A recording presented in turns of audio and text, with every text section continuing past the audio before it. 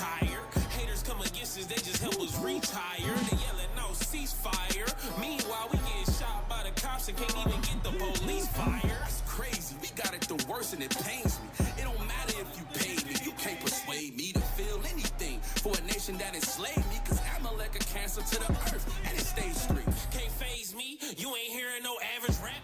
We in the hoods, in the ghettos, cause that's our habitat. We tell our people don't vote and they get mad at that. Our king wore a crown of thorns and not a mega hat. This ain't a football game, but we march with a Madness hat. Taking over each city to see how the dragon act. Fake Jews suppress news to damage cats. And to keep it frank, our goals higher than where you at it at. Boy, you ain't know what you was getting into, did you? It's Israel United Christ. We the real Jews, no imposter. We ready and willing for anything. This is not a game. This is Y'all not ain't a ready for what we got. simulation.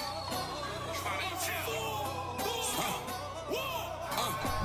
Man, my people lost ever since we got up off them ships. Some fake Jews paid, so tell us how much it costs. Why you playing victim when you know you set up systems like a boss? Then you give us crumbs to throw my people off. Yeah, we been living in hell, but lies getting dispelled. But they gon' feel every word like it's written in braille. We don't wish them well, cause ain't no wishing wells on this sinner's trail. Time Clancy ain't even got this many splinters. Ain't got no mercy for this brash nation. Arrogant, they'll kill you if you try to take something about their gas stations. I lack patience, cause in the past, all they had for us was lacerations, lashes, and castrations. Financial literacy, when it's war, the check blank. They rather have more starving children and less tanks. They invest in artillery with express things. Another reason they got interest inside the West Bank. Uninterested when they speak, it's like they breath stank. Israel, top tier army, we got that S rank. Two nations going smooth down like the best drink. Other nations never seen us coming like the best prank. We down for a minute, best believe we be right back. Never be concerned for no rats. I ain't Mike Jack. Kingdom for the taking, think you fly and get hijacked. You trying to box with God, gon' need more than an ice pack.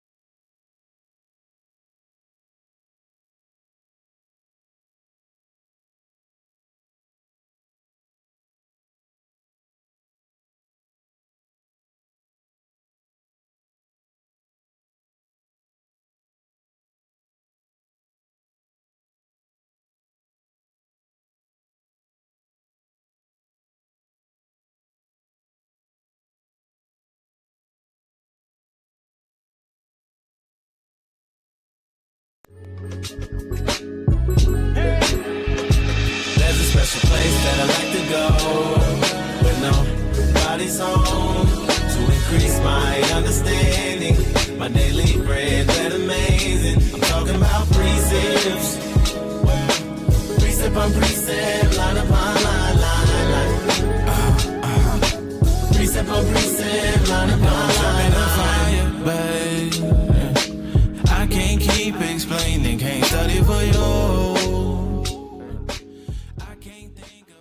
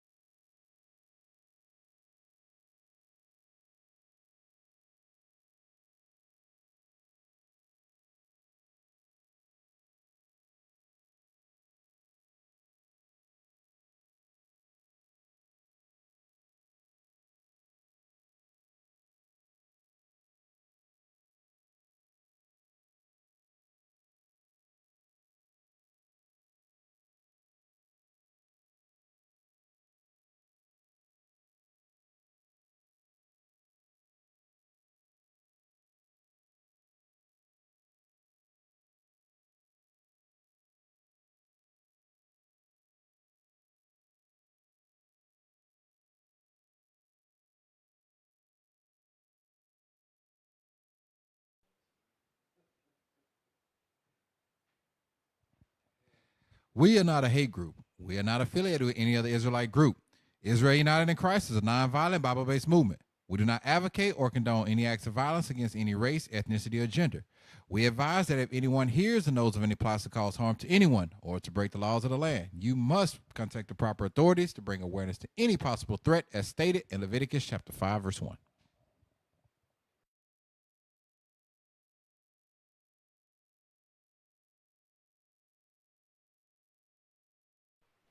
Hey, Shalom Israel, Most High in Christ bless. Welcome to the Late Show Thursday. We are Precept upon Precept. I'm Captain Shem. Captain Matt. Officer Mikael. Also, Micah. All praise to the Most High. Like you know, we do every Thursday evening. We start off the show with Officer Micah bringing you the Watchman Report. Stick around, y'all.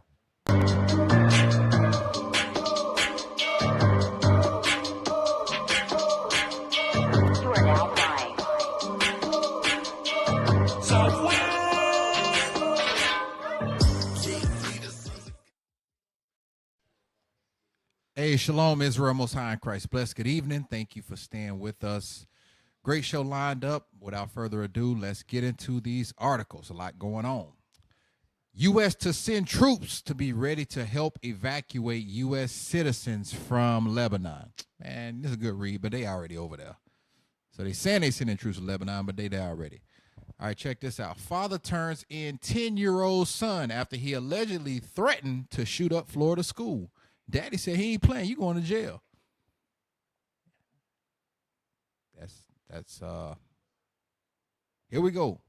Helen strengthens to a Category 4 hurricane, and it's near Florida's Gulf Coast. That storm is tearing some ish up right now.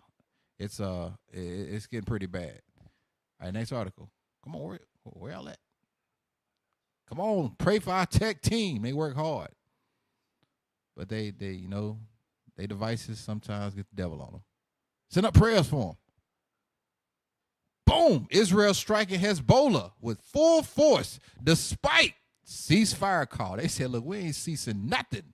They bombing the hell out of them over there. No. Bombs. It's a good read. And this concludes the Watchman Report.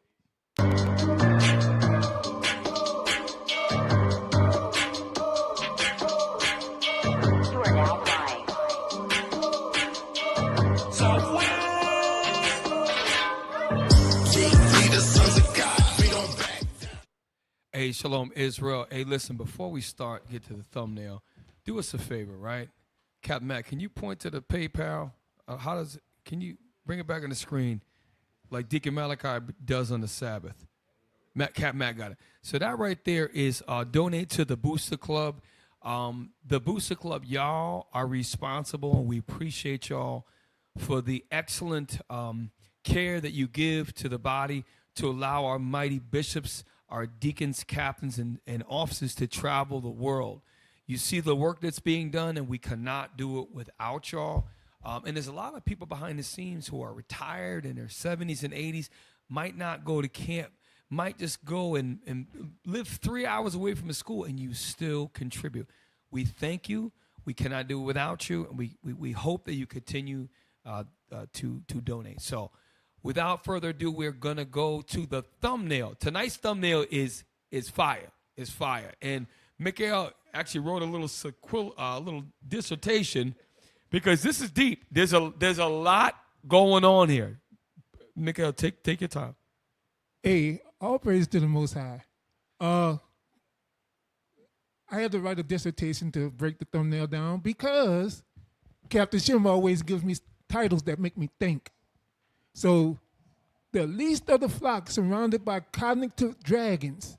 So we have the least of the flock is Israel, who's portrayed as the little boy, protected by his big brother, America, which, oddly enough, AI gave me a Donald Trump type character for America. Damn. And he's surrounded by, if you look at the back behind that mesh, he's surrounded by Arabian dragons, and they all have distorted faces, kind of like dragon features. And that mesh is actually representation of the Iron Dome that's protecting Israel. And if you look at the bottom, you see the little militiamen that's actually representing Hezbollah, the Houthis, and Hamas trying to break through the Iron Dome. So that's the thumbnail.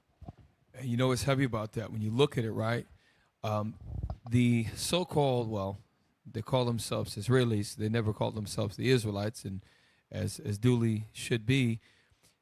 If it was not for America's hand, that their right hand, remember how you swear with your right hand?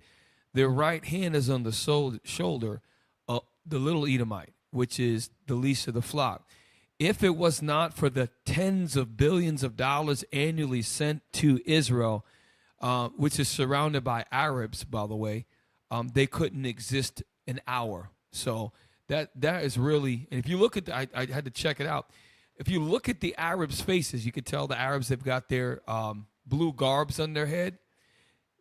If you look closely, and Mika, you said it, they actually have physical appearances of dragons. So AI took it and looked Arabs, but you could see like their faces are almost turning into real dragons. Mm-hmm. So at home, if you could see that, so that's pretty deep. The least of the flock, which is according to Jeremiah, is Esau in the land of Assyria, which is Israel, surrounded by cognizant dragons. And the reason why I thought about that is because when dragons begin to remember their nature, they're beginning to become aware. Okay, and that's where they're lurking around, and the Most High is going to make that gate come down. So, first things first, go to number one, and like we always do, brothers, I'm going to open up, please. This is we a team.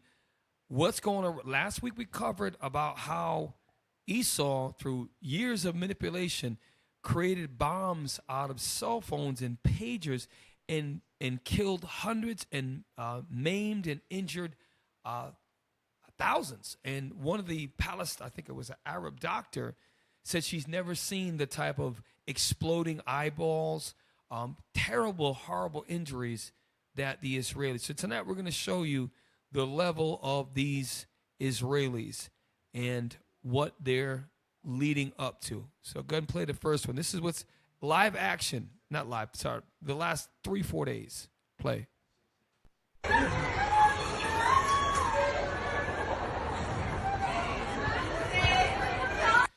So in the back, now do me a favor, Ak. Pull up a map of Lebanon. So when you look at a map, Lebanon and Israel literally are at the most eastern part of the Mediterranean Sea. Gaza, and particularly Beirut, are coastal cities. Beirut has got millions of people. Yep. It is known it is a famous city. So let's take a look at the map. Okay, so we've got the Syrian Arab Republic, Damascus, which is the capital to your right of Syria, And then Beirut is literally right on that little protruding peninsula. It is literally a port town. It's right there in the Mediterranean Sea. And so Israel is launching attacks. You see in the bottom where it says UNIFIL, which is in blue. All those, the circles are all coastal towns. Beirut is probably about halfway north. They're hitting Beirut for a reason. They're sending a message. And what you're hearing this week is they're preparing a land assault, not just missiles, to actually breach the border of the country to actually fight in the land of Lebanon. So that's what's going on right now. And the one thing I want you to think about is that as they attack Lebanon, what do you think the Syrians are thinking about? What do you think the Iraqis are thinking about? What do you think the people in Egypt are thinking about? All of these brothers who are the princes of Ishmael, they are enraged. And that's why I played that ad, because in the background you can hear an Arab woman sighing and crying. And these guys, these Arabs, they're not playing games. Go to the next one, please. And brothers, please, at any time, stop. And okay, this is, you see that big giant cat bulldozer in the background? You bring heavy-duty equipment down when you've got to either tear a building down or remove some significant amount of rubble. So the bombs that these Israelis are dropping are huge bombs. And guess what? They're saying, we're just attacking the Hezbollah. It is a declaration of war when you attack cities and hit non-military targets. Yep. It is full-scale war. And guess what? Esau, with America having his back, there's nothing that they can do about it. And but play that, and then we'll make our comments. Was the biggest Israeli airstrike on Beirut since the beginning of this war. Now, the latest figures from the Ministry of Health are that more than 30 people were killed in this strike, including women and children. And as we approached the site, we saw many loved ones apparently waiting for news of their friends or relatives who might be still under. Real quick, when you look at those of us who know about construction, when you have concrete, you strengthen it. What they call it rebar. It's a stiffening.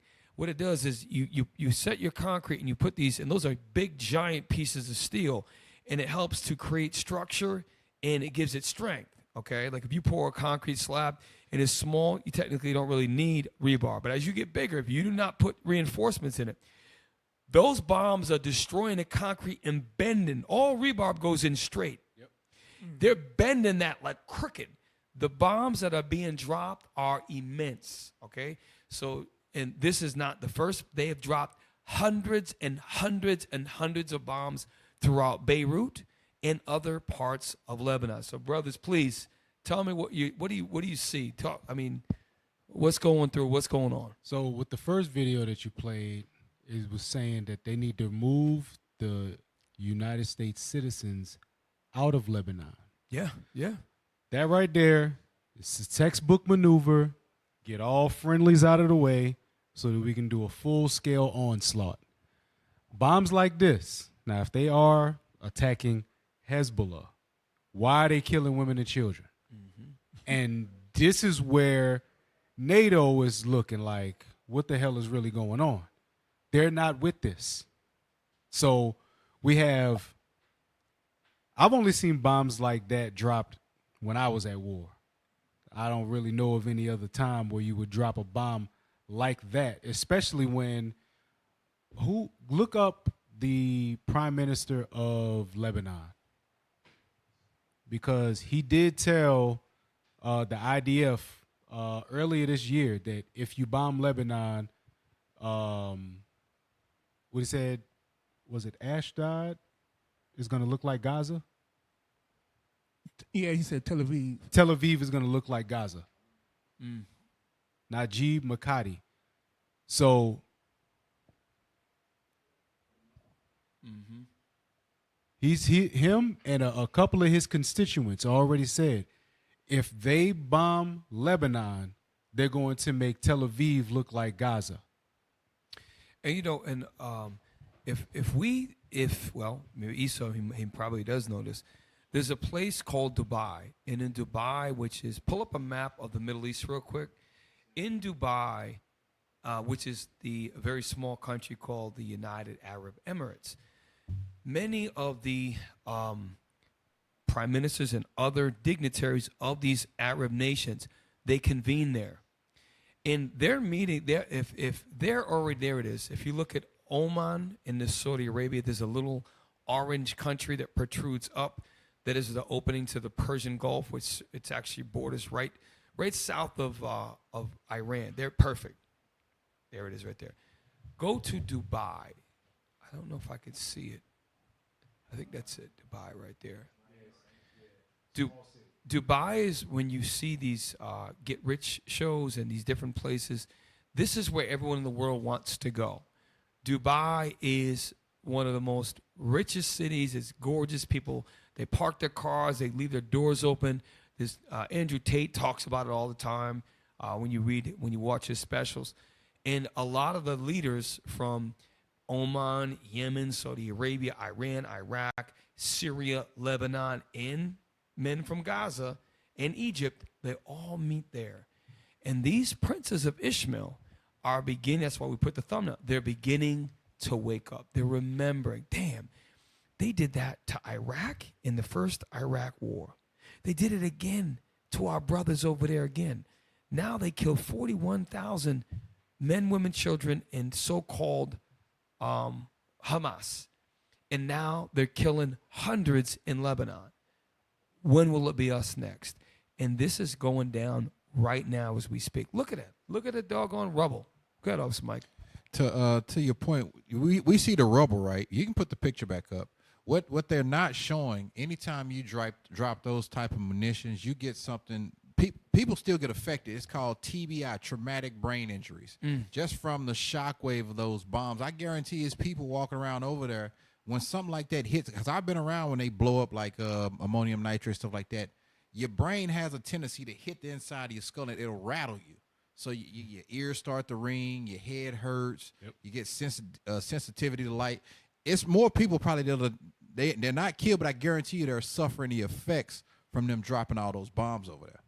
Damn. Yep. So that means they're not going to die right now, but they're going to have CTE Yes. and bug out and kill their whole families and then kill themselves, because that's usually what happens with people that have CTE.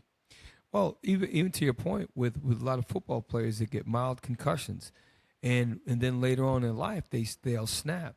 And you got to imagine, man, this was 3-4 months ago. Lebanon, international airports going in and out. Lebanon, Beirut is an international city. I mean, they're bordering. They're close to Turkey. They're right next to, what's north? Is it Syria? Yeah, they're surrounded by Syria. You know, I think some people vacation in Lebanon because it is it's beautiful beaches. The whole damn western front of the country is all on the sea. Mm-hmm. And Esau is not stupid. They're using all this because if they're going to bomb and try to obliterate Beirut, isn't that convenient if you can get all of that real estate? And it's just interesting how that they create things to take what they would like. And that's what we're seeing. And why doesn't the United actually, let's do this. Go to the next one because we have a lot of information on because Captain Matt brought something out earlier. We have something with Turkey's President Erdogan and France, Macron. They're all calling for an end to this. This is a Lebanese journalist, and she's talking about what's going on and how it is. She looks like she's shell-shocked herself. Let's go ahead and play. Thing is clear, at least to my mind and to many who are following very closely what's been happening in Lebanon.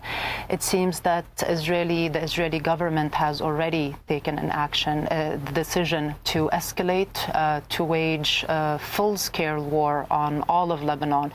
And it seems to me that it doesn't really matter what Hezbollah decides to do at this point and what form of retaliation the party engages in, that the genocidal Israeli government has made up its mind to launch a full-scale war on all of the population. And I think the 2006 war between I Israel... want you to remember that later on. We're going to go into that. 2006 was about 18 years ago, and for about a month, the IDF bombed the crap out of Lebanon. And it's not talked about, but we're going to, our boy Scott Ritter is going to get into that tonight. We got some other history that goes into the 2006. It was a war, 30-day war, and it was horrible. All right, play on. Lebanon can give us some significant clues as to what could potentially happen. So in 2006, Israel started off by cutting communication lines. That was the first thing that it did before launching a wider scale war on the rest of the country. Damn, that was it? See, what they forget about is they forget about something called the axis of resistance. This is something that homeboy Soleimani put into play before he was assassinated.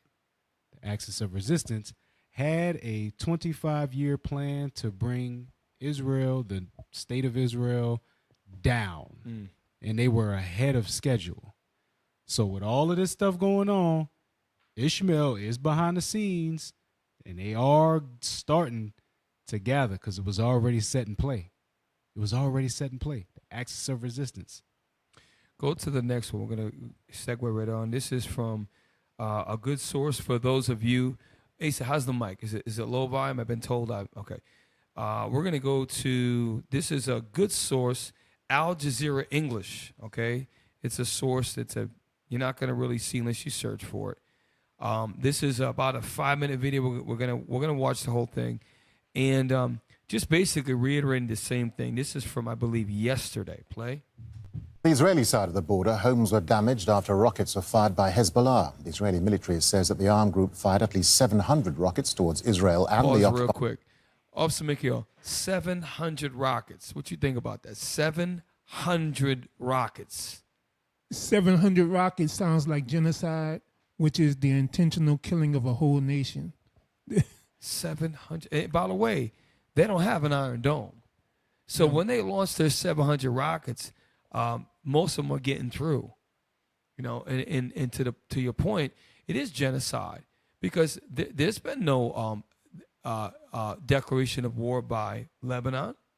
And it's to the point where now 700 rockets is shoot 7 rockets. If you shot 1 rocket at the United States of America, 700. And by the way, Israel's still saying that they have not launched their public statement is, we are not going to escalate this. We're trying to do diplomacy. But behind the scenes, they've launched more than 700 rockets. Hey, actually, 700. Put that back up.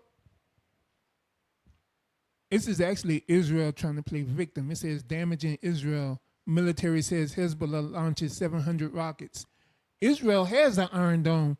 So if their Iron Dome is working the way they say it does, most of those 700 rockets didn't make it in. So how much damage is there really in Israel? Right. Did I misspeak? Maybe I misspoke. I think we did. Okay, play it again. If you back up the video, it'll show. It look like they just a pipe busted in the house or something. The Israeli side of the border, homes were damaged after rockets were fired by Hezbollah. Okay, so I misspoke. But we're going to find out later on today what damage has not happened in Israel. The damage, what we just saw in the first video, is happening in Beirut, Lebanon, where whole buildings are being decimated. So I did misspeak. Play on. The armed group fired. So that's supposedly what a rocket hit right there? Oh gosh. You can't make this stuff up, man.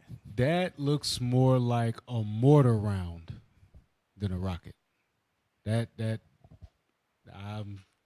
seen that before. That looks like a mortar round. That doesn't look like a rocket hit it. Right, because the whole archway is still standing. Exactly. I mean, the other one, they had to bring heavy-duty caterpillars and people whole sides of buildings are destroyed, let alone an archway that still has a friggin' rockets explode. Right. like they remodeling right there. Yeah. The hell is this? Wow. towards Israel and the occupied Golan Heights this week. Tens of thousands of Israelis are forced to leave their homes near the border with Lebanon soon after Hamas's attack on October 7 last year. Israeli Prime Minister Benjamin Netanyahu now says that bringing them back to their homes is a major military objective. Let's bring in Al Jazeera's Hamda Salut. She's live for us in Amman, Jordan, because the Israeli government's banned Al Jazeera from reporting within Israel. Hamda, let's just remind our viewers, this has been the biggest escalation between Israel and Hezbollah in 20 years or so. So what more have Israeli... Don't we can't stop Go ahead. We can't. Israeli government bans Al Jazeera from broadcasting in Israel. I wonder why. Didn't they kill a few journalists in Israel? Yes. So don't just say they banned them. They murdering journalists for reporting what's going on in there. Hey, and if they're doing it there in Israel, you don't think they're doing it here? They control the media. Political and military leaders been saying, Hamda?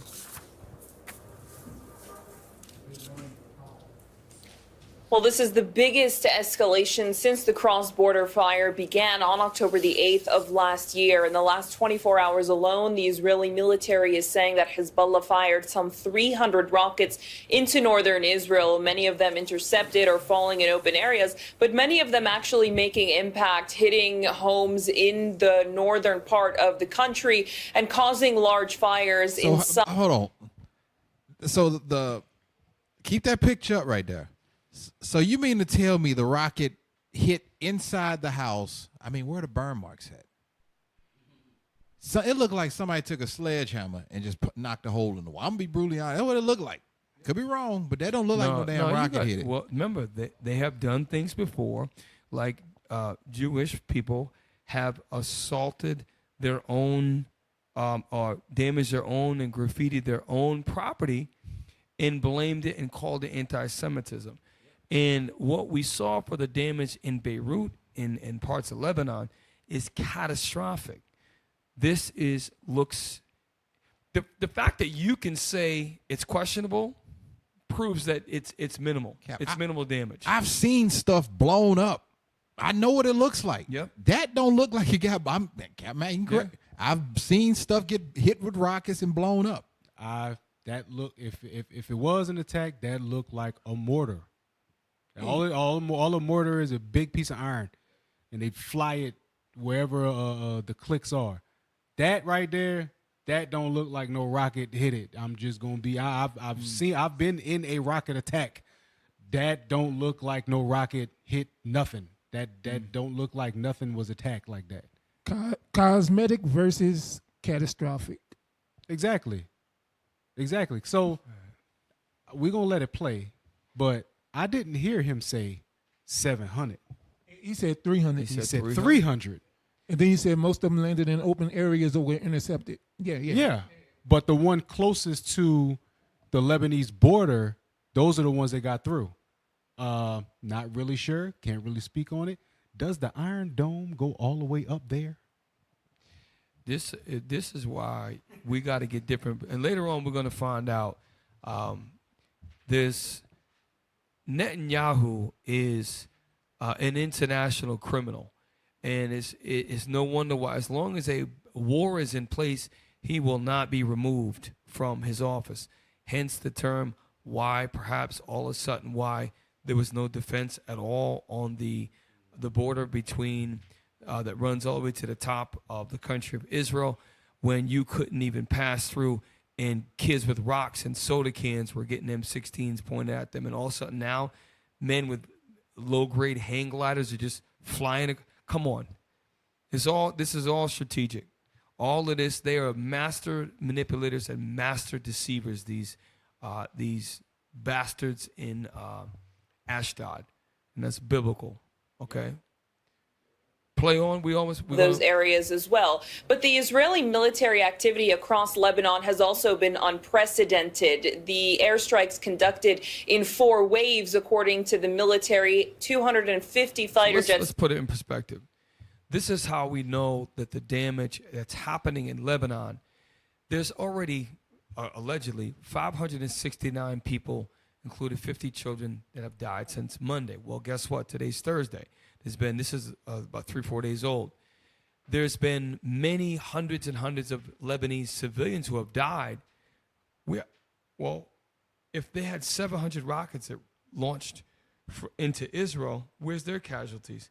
Because they have the Iron Dome and the damage is being inflated and they're fabricating things. Well, we can see clearly the damage in Beirut and parts of Lebanon are just another level, to the point where the other journalists said, this is an attack. The lady with the nose ring, this is a full-fledged attack.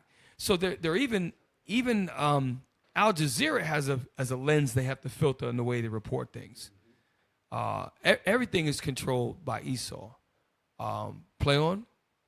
Taking part in dropping 2,000 munitions across Lebanese territory. We've been hearing from a wide variety of Israeli officials. The defense minister, Yoav Gallant, said that the Hezbollah that stands today is not the Hezbollah that was standing a week ago, saying that Israel has dealt severe blows to the Lebanese group and that there are more on the way. The Israeli army spokesperson, Daniel Hagari, had noted that he didn't want to divulge a lot of information or intelligence about what exactly the Israeli military was targeting, which is interesting because there are whole city blocks and streets, look at the Arabic writing, that have destroyed urban areas in Beirut.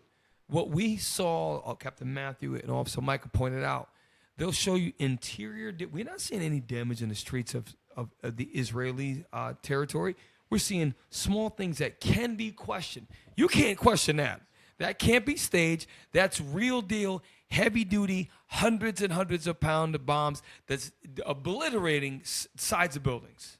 Cap, see that title right there? Israeli military says it attacked 1,600 Hezbollah positions and arms storage sites in Lebanon. Wow.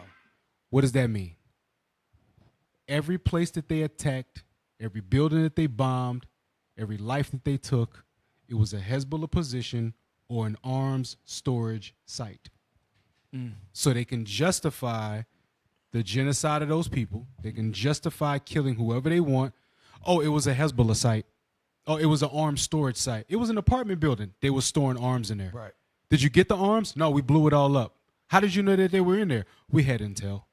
Like, right. So if they had intel, that means these were called the airstrikes, which means they knew that women and children were there. So, and to your point, if you have 1,600 locations, right, and let's just do a 1-to-1 ratio. Remember, they said before there was two disparaging reports. One said 700, Al Jazeera, they said 300. Okay, so 300 shot. Let's just call it down the middle. Let's call it 500, split the middle. 500 rockets came through. They showed you a couple of pictures of minimal indoor damage, right? If 1,600 positions were hit, right, there was at least 1,600 rockets. But usually if you're going to hit a place, you send more than one rocket, more than one bomb. So if it was a 2-to-1 ratio, they've sent 3,200 bombs. And the point is that they're attacking the whole country. Lebanon is under attack. And the way Esau words it, they make it seem like it's a complete one-sided onslaught. An onslaught. The same thing they did to Gaza. They destroyed them. They're destroying them right now. And this is the point. There's only going to come so much that these Arabs are going to take. The Most High is going to put something in them to something that's going to snap. And they're going to say, you know what? Enough's enough. And they're all going to realize that we are one. Brother, we are one people. That's what they're going to do. Play on. Hours prior, the Israeli army had released a quantitative list of what type of munitions and how many they had struck in several different areas. The army chief of staff is saying that Hezbollah is not going to get a break. The attacks are going to intensify until the war goal of bringing back those evacuated Israelis to those northern towns and settlements is achieved. So we're hearing from a wide variety of Israeli officials, but the rhetoric remains the same, that they don't want this escalation to last for a long time, but that they are prepared. The term they use is it's escalating. It's escalating. If you shot at least 1,600 bombs, they don't have an Iron Dome. We're seeing multiple different angles of urban centers in Beirut destroyed. It's not escalating. It was escalated last week to the point where they sent bombs through pagers and cell phones. That's an act of war in itself. Lebanon is being attacked aggressively, mercilessly. Okay? Crazy. Those cell phones and pages called guerrilla warfare. That right there is called IEDs, improvised explosive devices. Those things right there, they were made for that purpose. They probably sold them the bombs, sold them the pages. Hey, brother, you need a pager? I got a pager for you. It's nothing for them to bribe one of them or whatever the case may be to have them sell them their own death to them. Cap, you underestimate this devil. He probably said something like, "Hey man, look, I'll give you a free plan for 6 months, and here's the phone. You get the device if you sign up for the plan." You know how he's all sweeten the pot like that. Yeah, give you the phone. Here's a pager. Here's a phone. Get one for your kids too. That's how they're doing that. They're giving out free phones. Yeah, like the Obama plan. Free government phones. Right. Dum dum dum. So Cap earlier said that NATO and the EU, a lot of them are not having it. So we got something for that. Go to the next video where it says about France. It's a timestamp 0 to 103. And basically it gives a summary of Macron. Remember, France is one of, I think it's the second or third largest economy in Europe. A lot of power, a lot of political power. And this guy had caught slack before for trying to do a deal with China in the yen. And he asked to be in BRICS. You brought that out last week, Cap. Macron wanted to join BRICS and got shut down by the other EU countries. Now watch what he is saying about not just Gaza, but now what's going on in Beirut, Lebanon. Can you pull it up? Hey, real quick, get me second Esdras while we wait. Because this is, you know what we want, 15. That we read it all the time, but it's very, very appropriate for tonight's class, because how can you continue to destroy a race? The Arabs are a race of people. And Arabs they're a nation of people, the nation of Ishmael. And they came to known to be different families of Ishmael. But a Palestinian Arab has the same culture, for the most part, in religion, which is Islam, as a Israeli-Palestinian a Gazan. And the same thing as as a Arab from Syria or an Arab from Iraq or Saudi Arabia. They have a very similar value system. What do you think? They watch this. What the hell is going on? There, the Most High put in their spirit. Read that. The book of 2nd Esdras, chapter 15 and verse 28. Behold, an horrible vision, and the appearance thereof from the east. From the east. Read on. Were the nations of the dragons of Arabia. Because that proves that the Arabs will be in different nations. Remember, there were 12 princes, and they became families, and you read about the genealogy of Ishmael, right?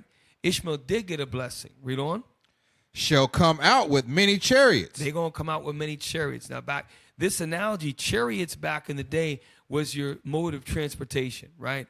If you had a horse, you was the man. If you had a horse and a chariot, that meant you had power and wealth. Read on. And the multitude of them shall be carried as the wind upon earth. Watch this. That all they which hear them may fear and tremble. Right. Also the Carmanians. Now that's the Iranians, but they work together. Why? Because the Carmanians are in Iran. That's a very close proximity. Read on. Raging in wrath. Why? Because Esau's messed with the Carmanians as well, just like he messed with the princes of Ishmael. Read on. Shall go forth as the wild boars of the wood. Nothing you could do to stop. Go ahead and watch a video on a wild boar. Hunters can get maimed and killed by a wild boar. Read on. And with great power shall they come and join battle with them, and shall waste a portion of the land of the Assyrians. That ain't talking about America. That's talking about Israel. Lay portion of the land of Assyria. Parts of it. Read on. And then shall the dragons have the upper hand. So first they're going to attack Israel, and then read the part again where it says they will waste a portion of the land of Assyria. And join battle with them, and shall waste a portion of the land of the Assyrians. They're not going to destroy all of Israel. They're going to waste a portion of it. And then after that, this is going to happen. Read. And then read. Shall the dragons have the upper hand? Who's the dragons? That's talking about the Lebanese Arabs. That's talking about the Gazan Arabs, the Egyptian Arabs, the Syrian Arabs. So all of them together, they're going to join. They're going to remember. Read on. Remembering their nature. And that's why, pull up the thumbnail real quick. We are living in biblical prophecy, y'all. Cognizant dragons. They're remembering. They're remembering. You're going to, after you, watch. When these devils kill, say, the first 5,000 women and children in Lebanon, you're going to see the same thing. Body after body after body. Remember when they first started killing people, the Arabs in Palestine? You saw fathers literally, because they had cell phone footage, which they couldn't clean up in time. Dude has his son's head. He's got one arm. He's piecing together his son in body parts. Because he wants to bury him. He wants to make sure this is my son. And he wants to mourn over his son's body. These other Arabs are seeing that. Listen, this is why Day of Atonement is important, because 100% myself, without God intervening for us, we have no hope. We have no chance. So Day of Atonement, we have to heal, brothers and sisters. We have to work together. We have to ask for forgiveness. We have to work and strive for unity, because we may see the end of times in our lifetime. Look what's happening in Russia right now. Okay, we could have did a whole show what's going on at NATO and Russia. I was reading something that Russia has conventional, heavy-duty, hypersonic missiles that are non-nuclear, that can reach the shores of America. And they're so fast that the missile detection systems in the United States cannot keep up. So they can wage war. Not just, we said last week, Russia could hit all the way to Portugal, which is the most western country in Europe. I think Ritter's said it, he's going to say it a little later on. They have hypersonic missiles with huge, huge warheads that can get and attack eastern cities in the U.S. all the way to California. And there's nothing we can do. And that's not nuclear, right? So, anyways, play on real quick. We're going to go to a break soon. UN General Assembly meeting, a time when leaders get a chance to express their views about the world. But this year, the agenda here has been taken over by the... Go back real quick. I want to get the acronym, because this is not the United Nations. It's something similar. Okay, right there. So the United Nations General Assembly, I don't know, is this New York? Maybe it is New York. Maybe it is at the I think it is at the United Nations. So the UN General Assembly meeting in 2024, all right? And they're discussing at this meeting, this is all the rave of this meeting is what's going on in the Middle East. So now it's going to show you a couple clips of what's going on at the UN General Assembly meeting. New York, thank you. Play. A time when leaders get a chance to express their views about the world. But this year, the agenda here has been taken over by the war on Gaza and the possibility of a full-scale conflict in the Middle East. French President Emmanuel Macron says Israel's war on Gaza has gone for too long and that a war in Lebanon is unacceptable. Israël, quant à lui, ne peut sans conséquence. Israel cannot, without consequences, expand its operations to Lebanon. France demands that everyone respect their obligations along the blue line. We will therefore act to ensure a diplomatic voice can be heard, a voice that is indispensable for sparing civilians and preventing... Pause real quick. So you got to imagine, the representative for Lebanon is hearing this, right? But yet he gets a call from his auntie on the other end showing that her block is blown up. We just saw you the destruction. So Esau's slick. He'll go in and make his voice known. It's wrong. What's going on? But they have the power to stop it. Esau is the devil. He'll say one thing to make it look one way, and behind the scenes, he's bombarding and blowing the crap out of the people in Lebanon. It's crazy. Hey, Cap, you was finished with that one? Let it play out. Is it time stamped? Play the last 20 seconds, and then you can... conflagration. Macron also called for the establishment of a Palestinian He's state. smiling. France is considered to be a close Israel ally. However, like many other countries in the Security Council, it's become critical of Israel's actions in the Middle East, the humanitarian crisis in Gaza, and the thousands of innocent civilians that have been killed. So you saw Palestine, Lebanon was listening, and Palestine was laughing because they was like, you know, some BS. Can you play the thing that I just posted? It's only 56 seconds, but I want you to see something on tonight's content. It's the very last thing. They are strategically quiet. Ishmael is strategically quiet.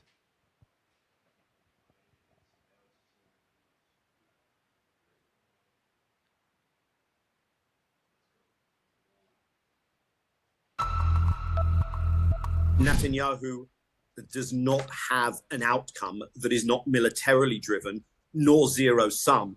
And therefore, that leaves no space for diplomacy on Israel's part. Israel has clearly degraded the Hezbollah capacity in some ways. It may feel that it can now move forward with that. But the question is, how much of a hit will the Israeli home front take in response? Because the idea that the axis of resistance is on its last legs and is almost defeated, I think is for the birds. And there is a strategic patience on that side. Yes, they've taken a hit, but there's a strategic patience on that side. And Israel is not going to win in this way. And eventually, sadly, it seems they will learn the hard way. So to think that, oh, we got them. Well, now we can move forward. Full-scale war, full-scale attack. I mean, you could say that, but these dudes they showed you that they can hit you from Iran. That's right. That's right. We did a show on that. And remember, they launched their low-scale weapons, and it was an air that it was going to be full-fledged war. Because remember, there was the Houthis in Yemen, it was Hezbollah in Lebanon, and it was Hamas in the three that was talked about. Now, before we go to break, real quick, that was a good video. Before we go to break, pull up Erdogan. I timestamped. This guy is a key player because Turkey is a member of NATO, and I timestamped it for you. This guy, his major religion of his country is Islam. Now, we know that these majority of them are not Arabs, but they share a very much, he is aligning himself, and he does not even consider Hamas terrorists. He considers them freedom fighters. So play. To an NBC News exclusive, and the NATO ally defending Hamas. Turkish President Erdogan addressing the UN earlier today, criticizing world leaders for not. This is the same General Assembly. This is the same where the Macron was speaking. So it was not, you got to figure, France is one of the most powerful countries in Europe, right? And Turkey, although it is technically Europe and also part of NATO, one of the most powerful militaries in Europe and the largest drone army in all of Europe. They have significant Navy, Air Force, and Army, Turkey. Watch what this guy has to say. He's a little bit more to say than Macron. The bloodshed in Gaza. After those remarks, Erdogan sat down for an exclusive interview with our chief international correspondent, Keir Simmons, who joins us now live in studio tonight here on Top Story. So, Keir, talk to us about what he told you and what you learned, because you made a bit of news in this interview. That's right, Tom. You said it. Turkey is a NATO ally. It's an American ally, and it has had differences with the U.S. in recent years. And now, since October 7th, another difference. Just listen to how the president of Turkey talks about the situation there. There are those. Let's say this real quick. My man does not look white to me. When you look at this dude, he got a little mix to him. He got a little something to him. He does not look like a Caucasian to me. Look at his nose, look at his lips. I'm telling you, you don't know. This guy he's not a typical Caucasian. Now, just observation play. Who criticize you, Turkey, for providing a home for Hamas, who the US say are terrorists, and you say that you are opposed to terrorism. Şimdi biz teröristlere karşıyız. We are of course against terrorism and terrorists. Hamas'ı But iyi tanıyan liderlerden bir tanesi. I'm one of the leaders Hiçbir zaman ben who is Hamas'a terör real örgütü familiar demedim. with Hamas, and I never called Ve Hamas a şu terrorist anda da organization. Hamas'a bir terör örgütü olarak bakmıyorum. I don't approach Hamas as a Zira terrorist organization Hamas, now because topraklarını Hamas koruma gayreti içerisinde olan spending efforts in order direniş to protect their motherland, and they are Dolayısıyla actually böyle a bir group of direniş resistance. grubuna ben So nasıl olur da I can't call such a terör örgütü group diyeceğim. of resistance a terrorist organization. Ta 47'li yıllardan alın. Let's look back bugünlere in kadar time, all the way down to Hamas, 1947. daha doğrusu And we're going to come back to this later, because 1947 was the manifestation of a document written in England, which we covered before, called the Balfour Declaration. And I'm going to give you tonight, we come back from break, to show you the way that Esau, no emotion. Esau is Caucasian, so-called white man. And Ishmael is the Arabs. And we're going to show you how the Arabs perceive the Balfour Declaration and how Caucasians perceive it. It's a complete and different perspective that it is so obvious who's being oppressed and who's the oppressor. We're going to show you. Let this play out. There should be 2 timestamps. Let's let it play out and we'll go to break. until now, Hamas or Palestine, let's say, have been losing a lot of territory, and this is where we stand today. There will be many watching in the US who will be... I don't know if they caught it in the beginning. What this Edomite is trying to say, he's trying to say, hey, Turkey, y'all are cool with the U.S., but you got, you with Hamas, they terrorists. What's your stance on that?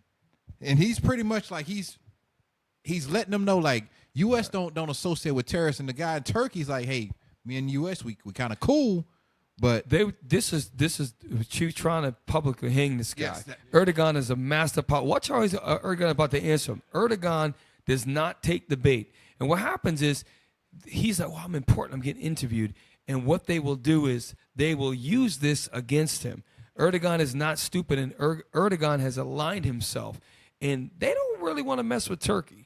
Turkey has some power, and guess what? Turkey also is, I'm just going to put it out there, they are affiliated with Russia. We covered it before. If you have Turkey, Russia, and China, this is where things get, and this is what Most High going to bring all this together, but play on. Appalled that you could, as a NATO country, describe those responsible for October 7th as in those terms. If you look at the October 7th incidents and what happened there, we can see the reasons that prepared the conditions for October the 7th to occur. I would like to ask you how many Palestinians were killed. And let's look at the backdrop of all the incidents that have occurred, and then you will see a much different picture. You're back with us now. There's one more timestamp before we go to break, and he's actually follows up with him, and Erdogan begins to break a little bit more down. His administration has said that part of his peace plan would be Ukraine joining NATO. Would you welcome Ukraine as a member of NATO in principle? Stop. This is the reason why I stopped here. Why did they transition to that and now same interview to the Ukraine? And it's because they're trying to box him in to say, this guy's pro-Russia, this guy's Palestinian, this is what they're doing. And Putin is also Esau in the background. Putin watches this stuff too. They're all, like you mentioned before, the Arabs are sitting back and being patient. They've taken a lot of lows and losses. This guy, I don't know if you remember, we had a show. It was the biggest crowd I've ever seen in Constantinople, which is a huge city in Turkey. Pull up a map of Turkey real quick. I know I didn't tell you. There was a rally in support of Gaza, saying, free Gaza.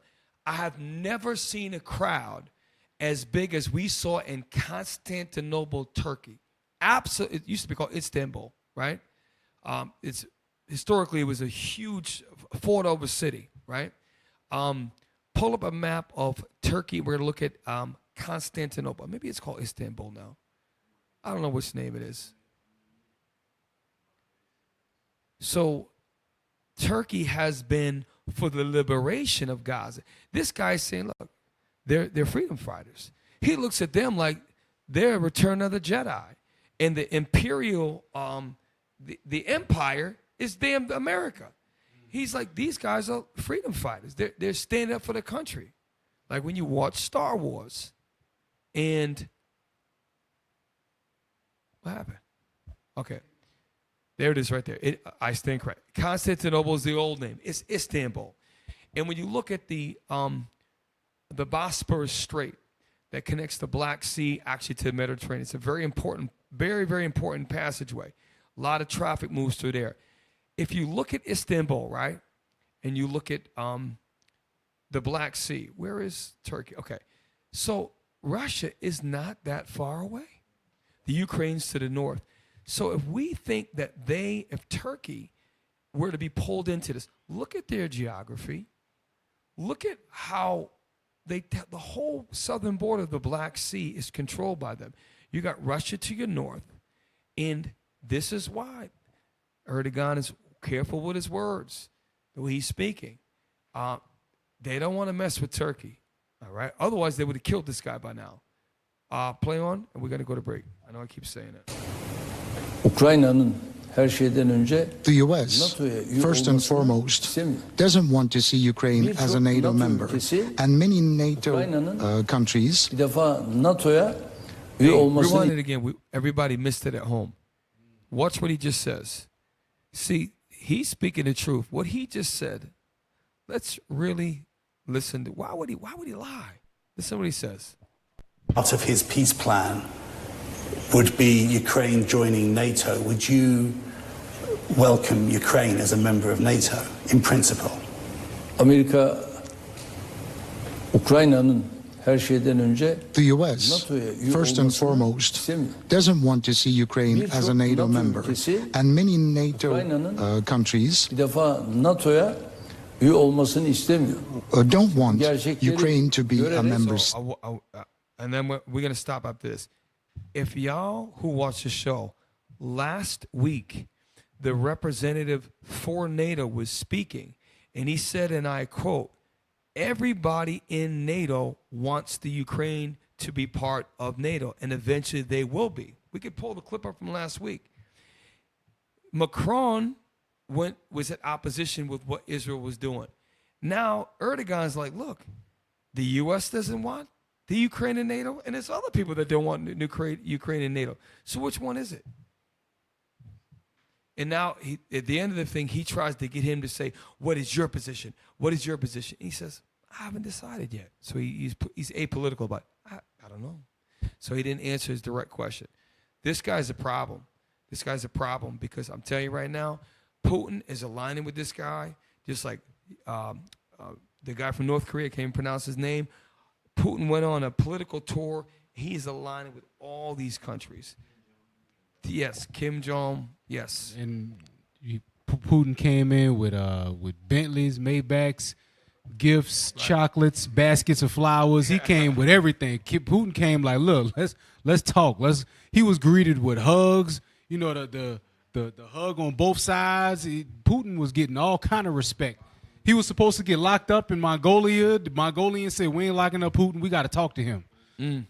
So telling y'all, there's something going on. So look, y'all, hey, you got that, right? So remember, listen, that same day, Erdogan was speaking in New York at the UN General Meeting where they share international. This is last week's show. This guy is the spokesman for NATO. Watch what he says. So someone's not telling the truth. Is he telling the truth? If Erdogan's like, yo, there's a lot of countries in NATO that don't want the Ukraine. That's what I'm saying. These Edomites, they're a bunch of damn liars. Watch this, play that. Allies and partners have provided unprecedented level of support to Ukraine, helping them to retake and liberate Ukrainian territory. We will also discuss Ukraine's membership aspirations, and all allies agree that... He said, we discussed the Ukraine, and all allies agree.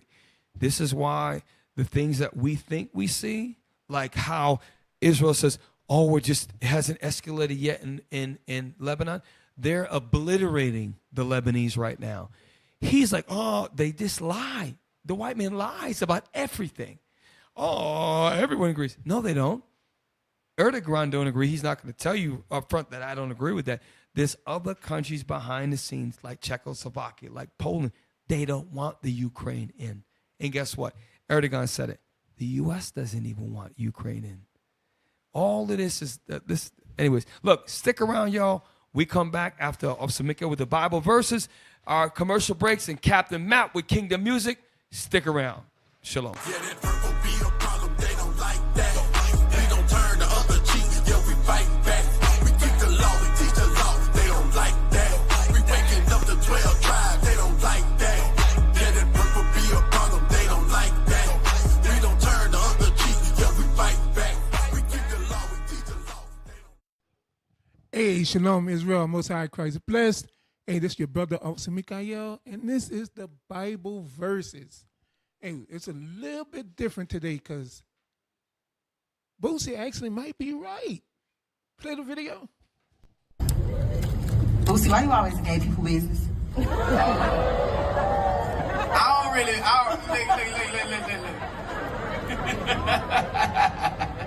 Why you always in gay people business? Can I answer? Yes. I don't really be in gay people business. I just speak on what I don't agree with. You know, I don't wake up thinking about gay people. I mean, I just might say something every once in a while that I don't like. And as a voice, I have that right. I have that right for me. I have that right for the sons that I'm raising up to be men. I have that right. If I don't like somebody doing something that a woman does, that is a woman trait, I'm going to have something to say about it, and you might as well get used to it. What is a woman trait? Your hair, your... So, Boosie is absolutely right. A man should not be moving and acting and dressing and getting their nails and hair did like a woman. Absolutely not. Boosie, you need to get your daughter right too, because she out here tripping. But does the Bible back up what Boosie say? Let's find out. Let's go to 1 Corinthians chapter 6. Hey, all praises. I was just informed that Boosie said his daughter can't come in his house with the woman she messing with. Hey, stand on that business. Stand on the Bible, Boosie. Read that. 1 Corinthians chapter 6, verse 9. Know ye not that the unrighteous shall not inherit the kingdom of God? Be not deceived, neither fornicators, nor idolaters, nor adulterers, nor effeminate, nor abusers of themselves with mankind. Right there. Abusers of themselves with mankind is going into that sodomite activity. The effeminate is going into you getting your hair done like a woman, getting your nails done, getting your toes did. Those women traits he was talking about.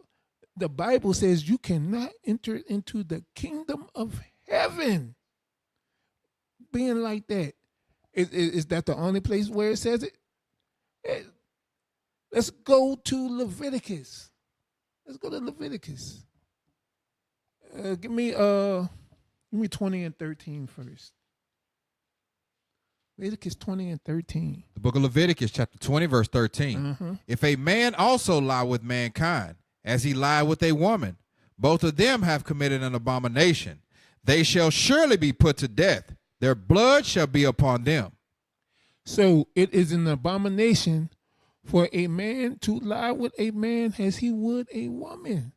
So Boosie's saying that he gonna speak on some things he don't like. Boosie's absolutely right because God don't like it. Leviticus 18. Leviticus chapter 18, verse 22. Thou shalt not lie with mankind as with womankind. It is abomination. It is an abomination. And if you commit abomination, your blood is going to be upon you. One more. Deuteronomy 22:5, just for the heck of it. Now, this for poison ivy. It ain't for the heck of it. It's for poison ivy. Read that. The book of Deuteronomy chapter 22 and verse 5. Uh-huh. The woman shall not wear that which pertaineth unto a man, neither shall a man put on a woman's garment. For all that do so are an abomination unto the Lord thy God. Ivy, you should be wearing dresses. You shouldn't be out here wearing pants, acting and thinking you a man, trying to be in a man's position. You shouldn't be laying down with women. It's an abomination. You're going to burn if you don't repent. Listen to your daddy. He right about that. Hey, look, this been the Bible verses, y'all. Shalom. Yeah, that purple be a problem, they don't like that. We don't turn the other cheek, yeah, we fight back. We keep the law, we teach the law, they don't like that. We waking up the 12 tribes, they don't like that. Yeah, that purple be a problem. Hey, look, Israel. Scan the QR code. Let the broadcasting technology team know how they doing. It's 5 simple questions. One of them is how the mics. So y'all can let them know there how the mics is. Because I know y'all be in the comments saying the mics is low. They don't believe you though. So put it on the QR code so they can see.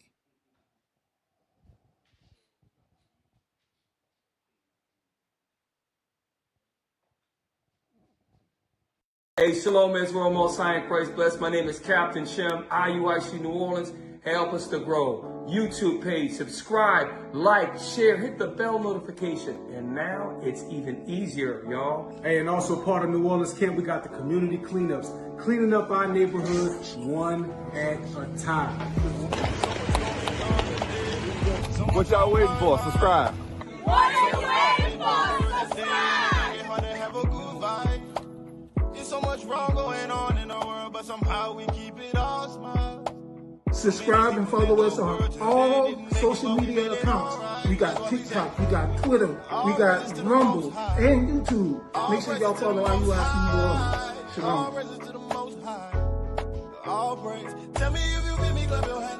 Hey, also, we got flyer missions every day and also camp videos. Check us out, IUIC New Orleans.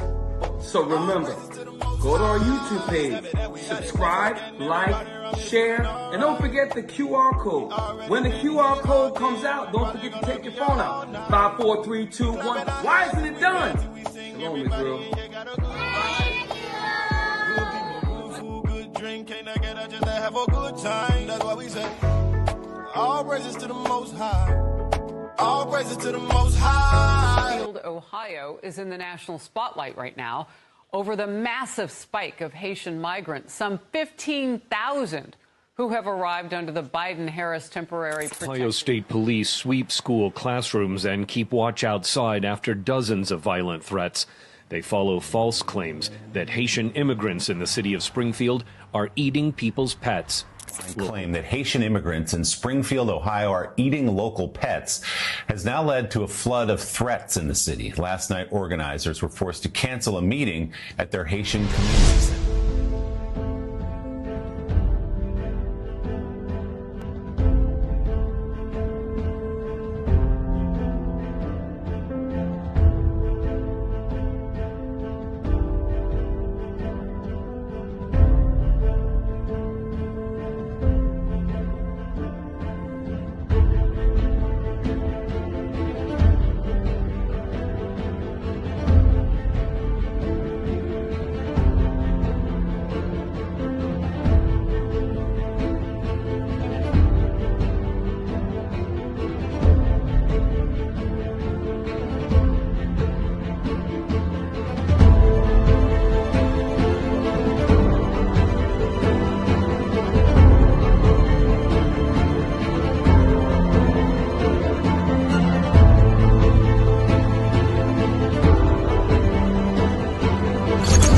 nous, l'union fait la force.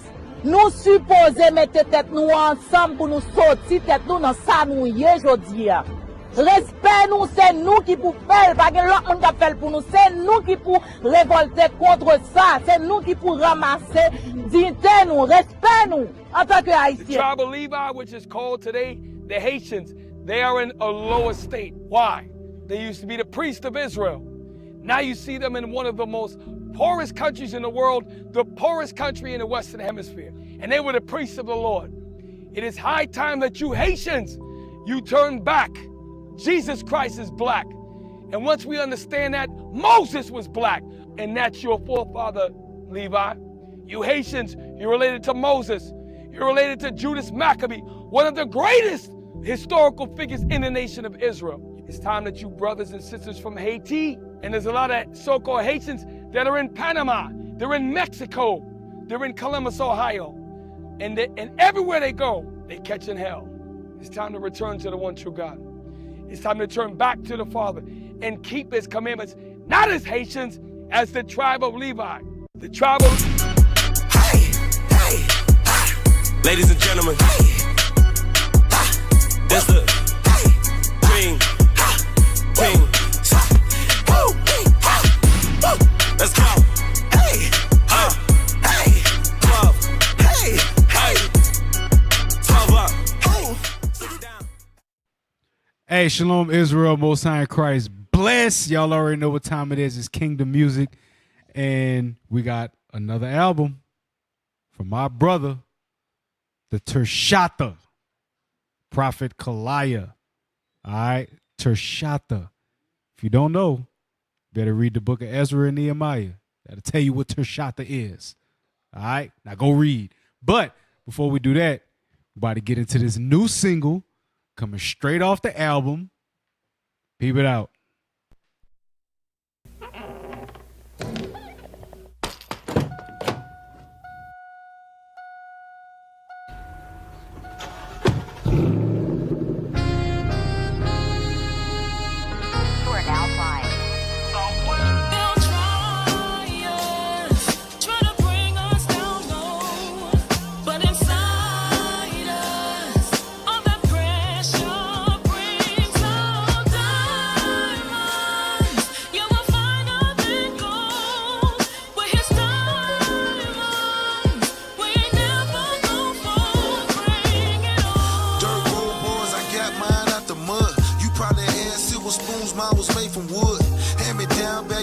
You thought I was sagging, made the best of what we had, cause we ain't really have it. I learned to be a go-getter and made that a habit. My attitude's a little different, it comes from the passion. I stay in my own lane cause there's no traffic, and I move a little different, I ain't like your average. They said I'd be dead in jail, well I did both.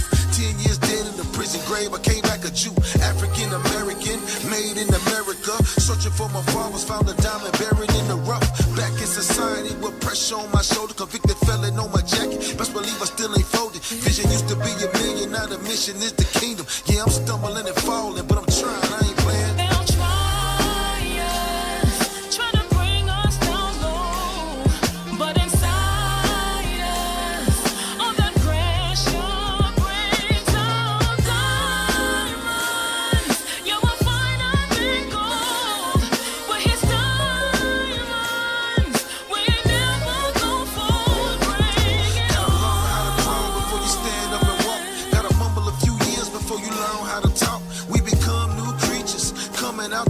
But that old man ain't dead, that nigga just in punk. Gotta chisel off that block on a daily basis. People looking at you strange with confused faces. Used to be that gang banging ass nigga crazy. Now we're reading out the Bible, thumbing through the pages. Used to put it on my set that the hood made me. Then I had to pay homage cause the Lord saved me. Yeah. And I thank him for the blessing, trying to get myself together. I know time is of the essence. Don't forget yourself when you mention my imperfections. Examination goes both ways. Since you checking, I've been grinding from the bottom, grinding till I reach the top. Chastisement is equal to pressure. I ain't gonna never stop. Let's go.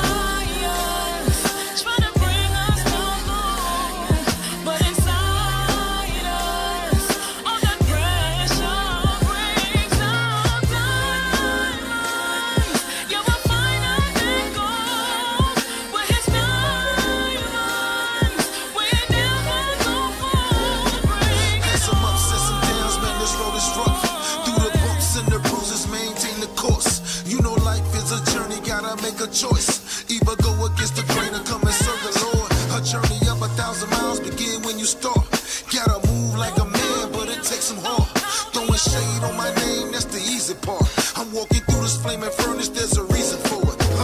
God is my witness, I'm just trying to get the kingdom. I know Satan's in the midst, he just departed for a season. Used to be that high head, looking for a reason. That's a thorn in my flesh, I don't think that spirit leaving. Don't misunderstand me, I'm humbled by the scriptures at the doorstep of my elders, cause I'm trying to get that wisdom. Running in this race, many fake when they get winded. I just catch my second breath and keep it pushing to the finish. No pressure.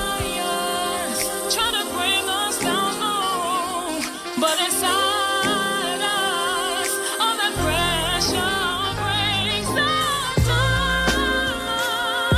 We'll finally go where His love, and we'll never go forward. Bring it on. I can handle the pressure.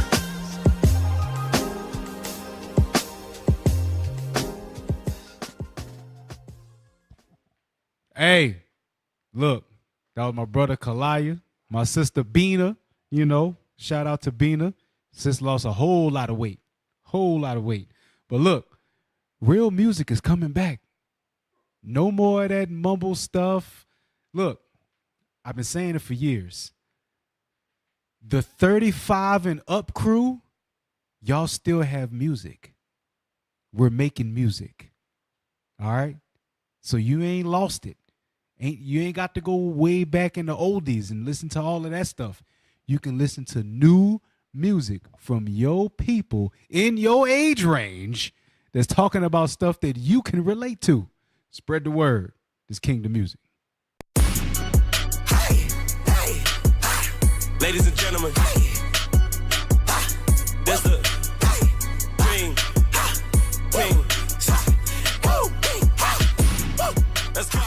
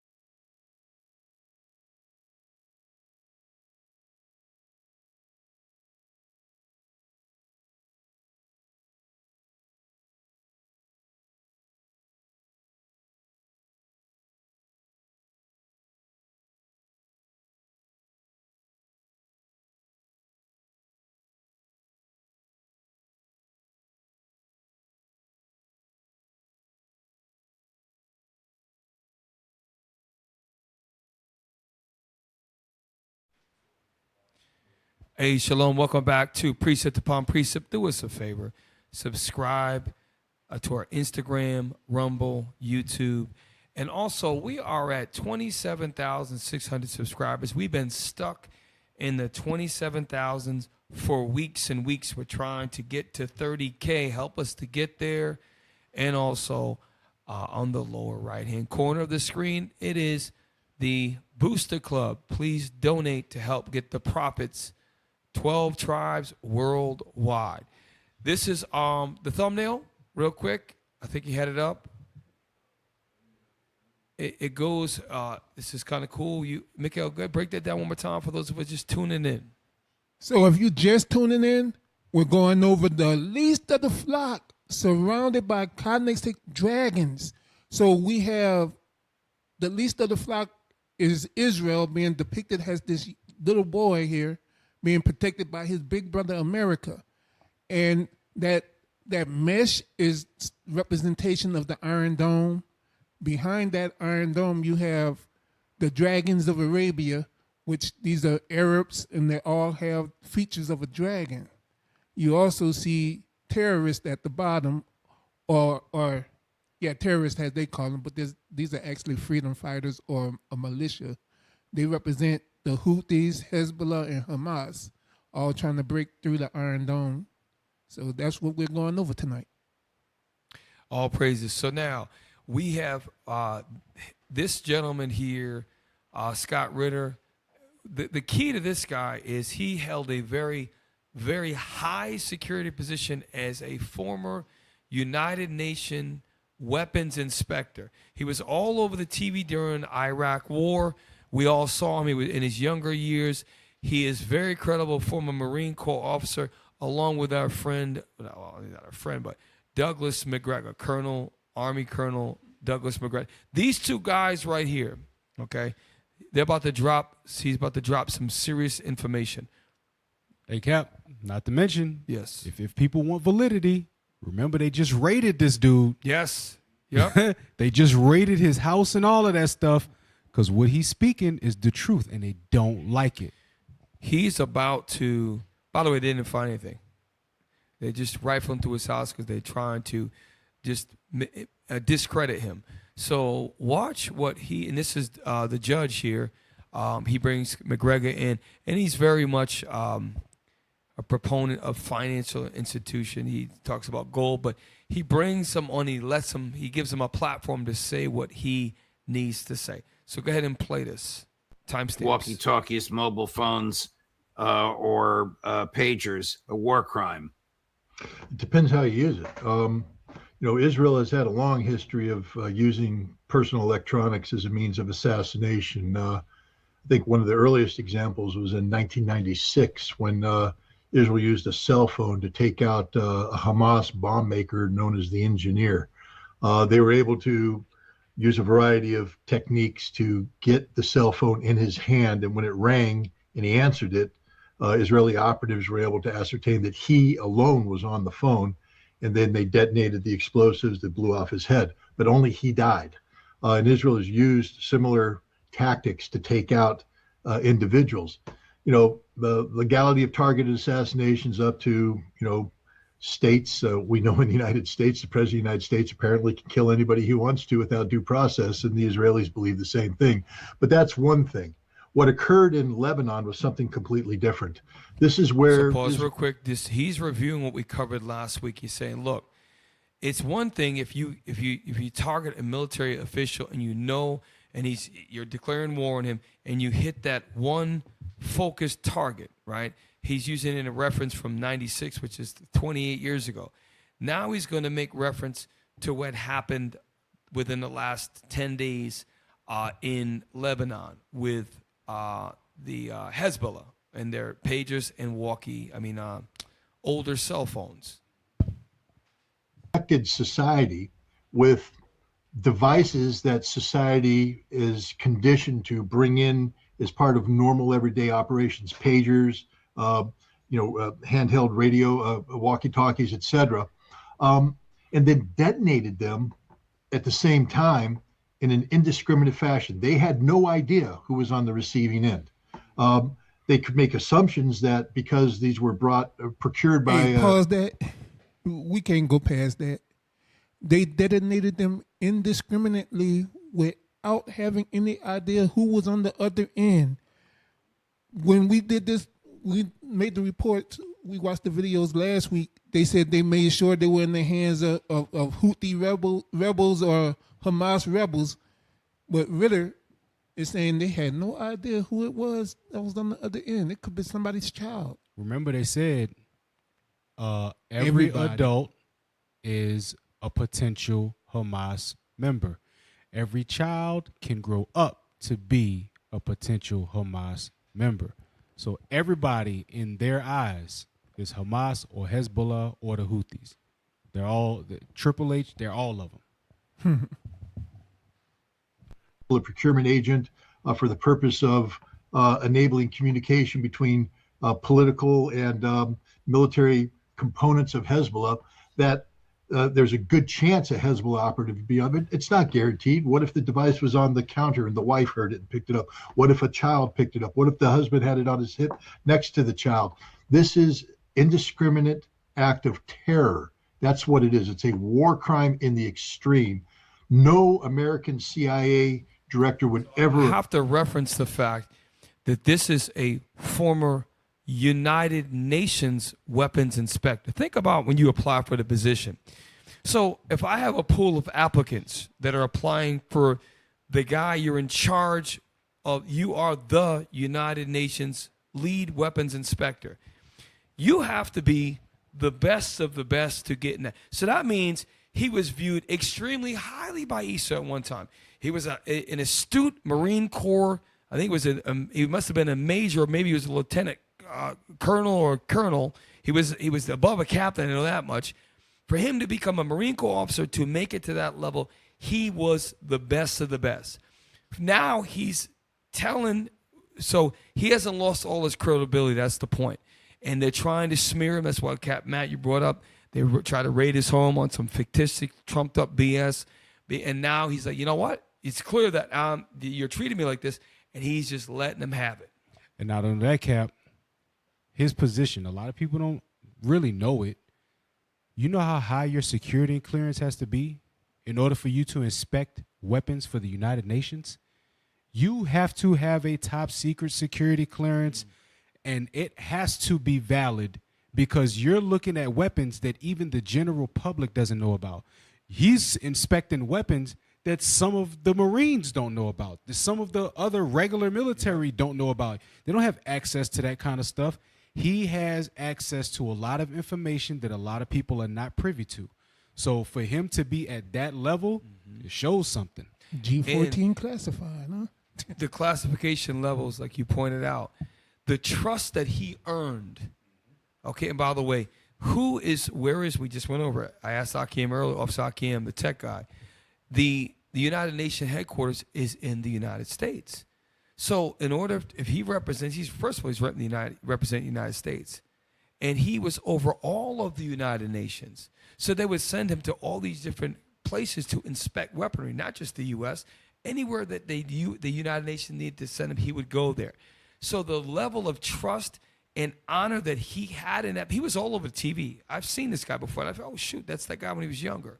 So for his credibility now, they're trying to attack it.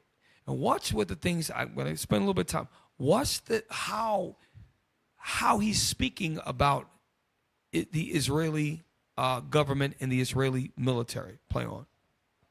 Operation like this, no American president would sign off on this. Nobody in the United States would touch this because it is, by definition, an act of terror, a war crime. The UN High Commissioner for Human Rights is in full agreement with you, Scott. Cut number 8.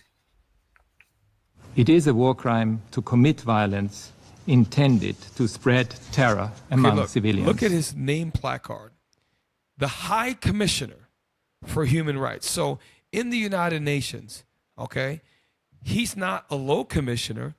This guy is like the top guy, just like Scott Ritter used to be the top United. This is how you know that Esau, the so-called white man, can do whatever the hell he wants.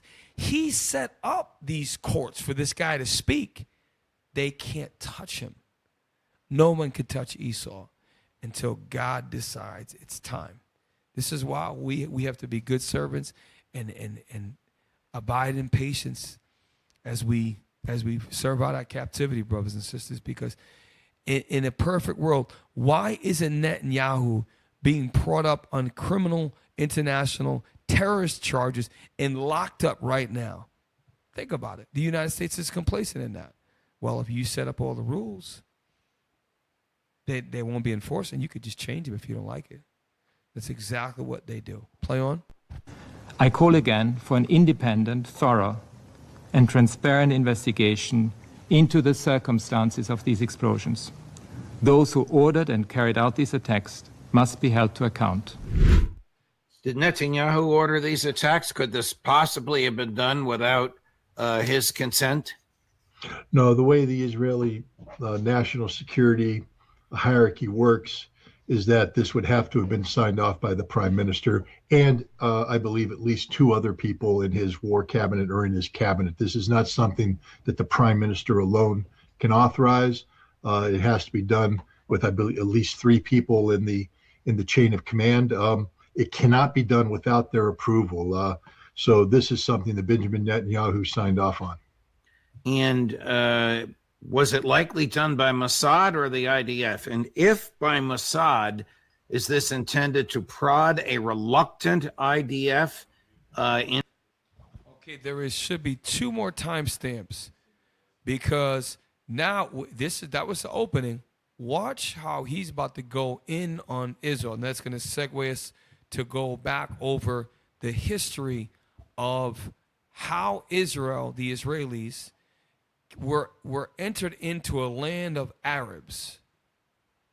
Remember the Dahiwa pause, which is the so-called blacks, Hispanics, and Native Americans, which is our homeland. So it's not the Arabs' homeland; it's our homeland. Okay, play. Principle, the doctrine, is named after a suburb of Beirut that the Israelis leveled in 2006 because they wanted the civilians to be held accountable for the actions of it. That's a war crime, a literal war crime. They said, we're targeting civilians just to punish them. So real quick, we talked about it before. There was a 30-day war in 2006. He's going into the 2006, where during that time, they decimated civilians. They literally targeted civilians. Isn't it the same thing they're doing in Gaza right now? Yep. This is what is he about to say? He's about to say some harsh words about the Israelis. We'll let him play. Punishment. Israel is a war criminal. It's a nation of war criminals governed by war criminals who operate on doctrine which is openly in violation of international humanitarian law, the laws of war. And so there's no surprise that Israel implemented tactics like Operation Explosive Pager, which are an act of terrorism. The Israelis don't care. This is a nation that's committing ongoing genocide against the Palestinian people. Hey, pause it, because that's the second time we've heard that word tonight. The news reporter earlier said that the Israelis were genocidal. Here, Scott Ritter just said this is genocide. He also said this is war crimes. So could we please pull up the definition of genocide and let's see if he's making it up. Is he doing his own thing? Is he lying about what he's talking about? Is he making stuff up? Or is this the truth? Let's get the definition of genocide. I don't want the AI. I don't want the AI overview. Give me the definition. There we go. The deliberate killing of a large number of people from a particular nation or ethnic group with the aim of destroying that nation or group. Didn't they say they wanted to wipe out all of the Palestinians because they were all Hamas? Didn't they say they said the same thing about Hezbollah? They also said the same thing about the Houthis. These people are genocidal, homicidal, and radical. And this is another Caucasian, a highly respected United Nations chief weapon inspector, former Marine Corps officer, saying that purely this guy is over Redenbacher white. There's no distinction. I'm saying, and he is a white guy, a white man's white man, talking big-ish about these Israelis. So is he anti-Semitic? Because he's speaking the truth. So, and notice, no one calls him anti-Semitic. When you're a Caucasian, there's certain people they let criticize. But if Scott Ritter was a black dude, he wouldn't have any platform. Just like that they try to destroy Candace Owens for just telling the truth about so-called Israelis. Okay? Play. That has been recognized by both the International Court of Justice and the International Criminal Court. Do you think they're going to pause and go, well, gosh, we better not do this because some Lebanese civilians might get hurt? They don't care. They view all civilians as combatants, and they view all non-Israelis as animals. Here's Prime Minister Netanyahu yesterday. Much of this will aggravate you. Much of it is utterly disproven lies, but here he is on a roll. Cut number 5. On October 7th, the Hamas terrorist monsters burst into Israel, murdered our people, raped and beheaded our women, burnt babies alive, and took 255 innocent people hostage, including many Americans. A day later. Wait. You about to say the same thing I'm thinking. All that happened October 7th? For real? For real? I thought it was only a few bombs that happened. Wait till Scott Ritter is about to blast the hell out of this dude. Remember, these Israelis are a bunch of they are liars. The biggest lie is that they claim that they're the real Jews. Right. So if they lie about that, what else will they lie about? So here comes. This is an Edomite. This is Esau, okay, who known as the Jewish man, and another American Edomite, Esau, is going to set the record straight. So it's not going to be us. We're going to let his brother, okay, of the same nation, the greatest of the flock, is going to tell the least of the flock. Because remember, Scott Ritter sat on these boards with the presidents and all these men. He's been around all these political officials, and he's white, just like this guy. Play. October 8th, another Iranian terrorist proxy, Hezbollah, attacked Israel completely unprovoked. They fired missiles and rockets into our cities. They made 60,000 Israelis leave their homes along the Lebanese border, becoming refugees in their own land. In the subsequent months, they haven't stopped for a single day attacking us. No country can accept the wanton rocketing of its cities. We can't accept it either. We will take whatever action is necessary to restore security and to bring our people safe back to their homes. His purported justification for the use, without stating it, of the exploding paging devices. So pause. Scott Ritter is about to go in on this guy. All right, play on. Yeah, and again, he's set forth conditions for victory that will not be attained. All Hezbollah has to do now is survive and continue firing rockets into the north. They don't have to win. They don't have to conquer Israel. To win this fight, the way Netanyahu has defined it, they just have to keep 60,000 Israelis from returning home, which is the easiest thing in the world to do. You just keep firing rockets. And Israel doesn't have the solution. They proved that in 2006. You can't stop the rockets. So it's a stupid move by Benjamin. But, I don't want to spend too much time on it, but, on October 7th, as if it began there. Israel's been running an open-air concentration camp in Gaza since 1948, the Nakba, when 750,000 Palestinians were purged from their homes. Thousands were murdered by the Israelis who stole their land, stole their villages, and they've been stealing land and villages ever since then. So to pretend that October 7th was in a vacuum, plus he ignores the fact that, there's no evidence of rape. There's no evidence beheaded babies, burned babies. Like Captain Matthew was saying, really? That all happened? So again, this is why the Lord reveals things. This is why I got to keep saying it. It's not Israel United Christ saying it.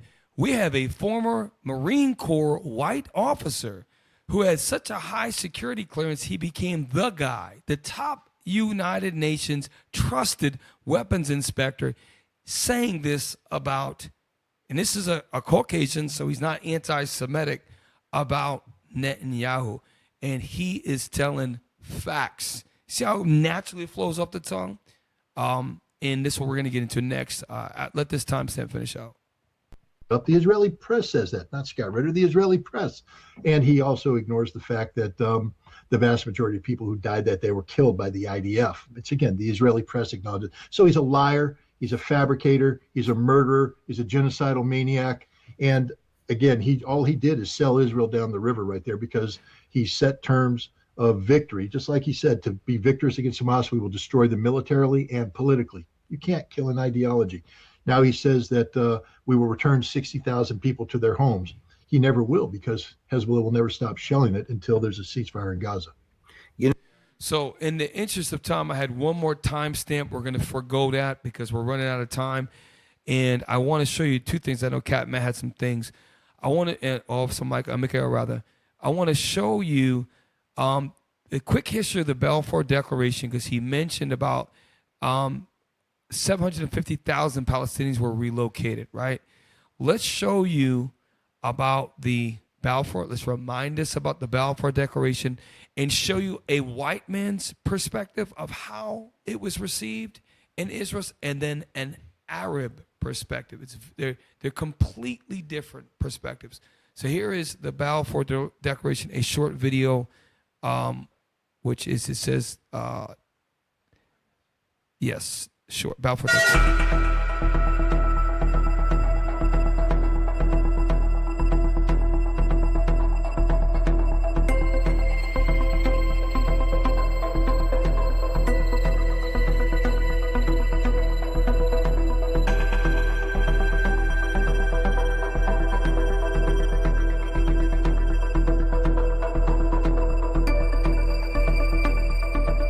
أثناء هذا الجدل أعتقد أثيرت مسألة أنه في هناك حركة صهيونية، وأنه في هناك جزء من اليهود يطمحون بالعودة إلى فلسطين، وأن يكون لهم يعني وجود في فلسطين وكيان في فلسطين. Britain began to look on the Zionist movement as a possible partner in justifying a renegotiations of their agreement with the French. The British did not support Jewish nationalism. They did not support Arab nationalism. They supported British imperialism.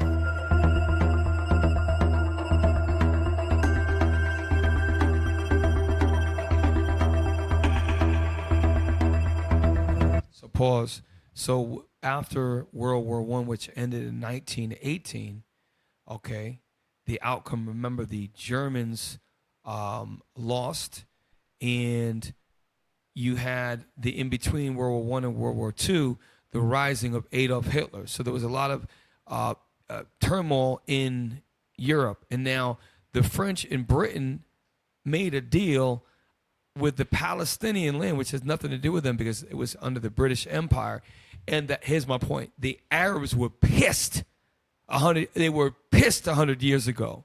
They didn't welcome, they didn't want to leave their damn land. It was a forced migration. Now, finish this up, and we're going to go to the next two. On ne cite même pas le nom des Arabes. Ce sont des non-juifs qui n'ont que des droits civils et religieux. Ils n'ont pas de droits politiques. They had no political rights. So this is their country. France and Britain made a deal to bring the Jewish so-called Zionist movement, and in their own land, they had no political rights. The white man is bold. That's their land. Well, it's our land, but that was their land at the time. So you move people over who are the extreme minority, and the majority doesn't have any political rights. So sounds like what Esau did to us over here. Facts. This is why we know who runs the earth. We know biblically Esau, the so-called white man, runs the earth. And that's not reverse racism. That's the truth. Look, how can you create policy and bring a people into a land that's not yours and then tell them that they don't have any rights? Just saying it out loud, it doesn't make any, it's just illogical. Only a force that rules the earth can do that. Play.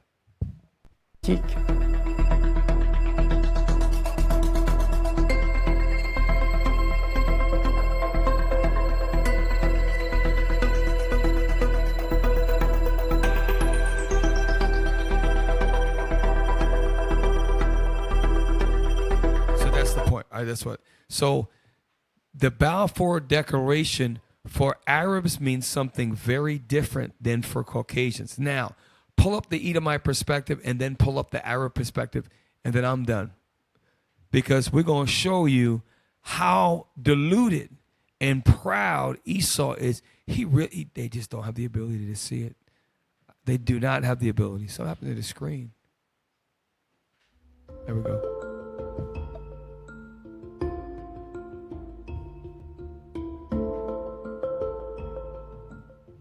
How does the Balfour Declaration stand as a legal document? The Balfour Declaration is an extremely important event historically. It was a very noble act of not of one man, not of just Lord Balfour, but of the British War Cabinet.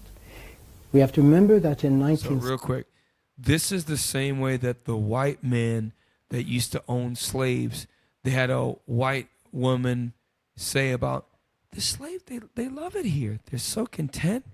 They seem to be very happy. They're playing around. They're so much in power and so enthralled and just being, what's the word? Ignorance is bliss to them. They don't understand. That's why you could have 1,000 Palestinians die and an Israeli girl sprains her ankle, and that will be, oh, she sprained her ankle, which is, it hurts to sprain your ankle. I get it. 1,000 Palestinian children die in one injury and that will be all exacerbated, blown up, and highlighted. They don't recognize brown people pain. Why? Because they don't have to. They're the rulers of the earth. And now watch how he's describing it as majestic and brave. Britain did not occupy most of what was known biblically as Palestine, did not have title to give to the Jewish people, to the Arabs, to anybody.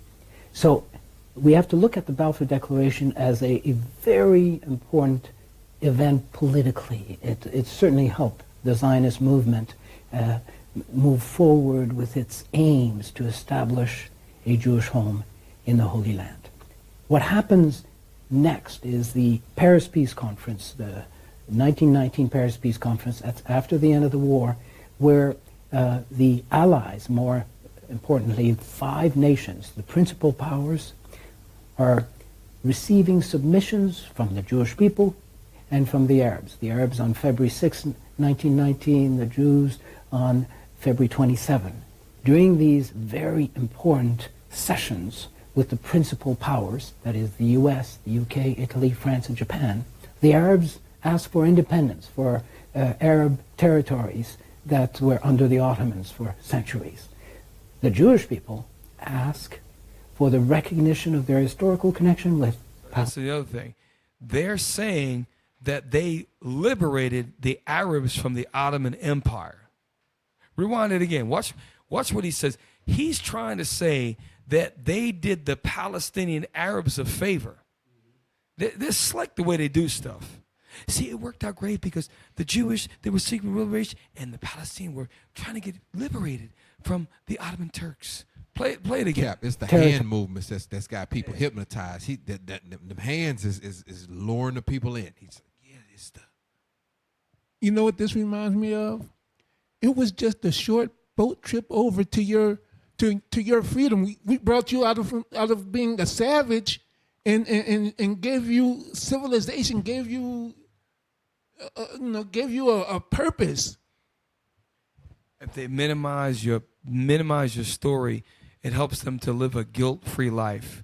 That's why there's a term called white guilt, because there are some white folks that have a good sense of history and generally feel ashamed for what their forefathers did.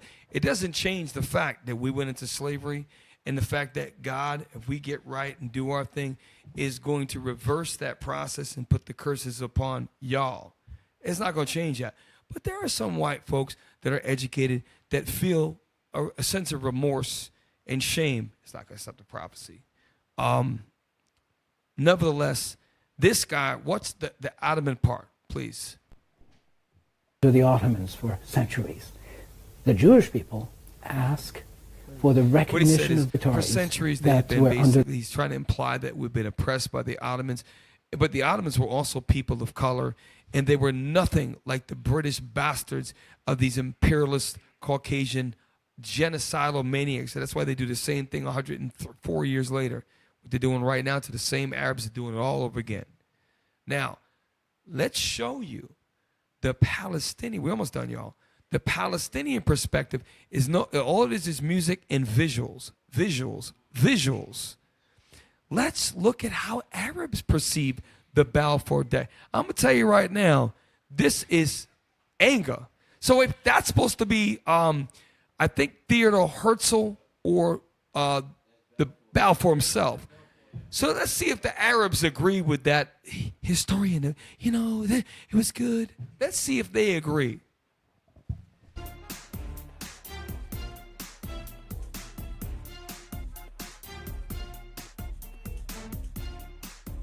Hey, pause it real quick. For those that don't know, throwing shoes at somebody is one of the highest forms of disrespect in the Middle East. And they're throwing shoes at this effigy of Arthur Balfour. Yeah, they threw shoes at George Bush. You know, Twice. Yeah, he was kind of quick with it, though. You got to be mad as hell to take your shoe off and throw it at somebody. Yeah, you understand that, especially over there, to take your shoes off and throw at somebody. So look at these in the background. Look at those trigger happy. I believe that may be the IDF. So they're Palestinian Arabs, and they're publicly protesting their outrage at the Balfour Declaration and the 100 and some odd years of oppression, okay, that culminated and manifested in 1948, okay, with the establishment, if you will, of the land of Israel to now the Jewish homeland, so-called. Play on.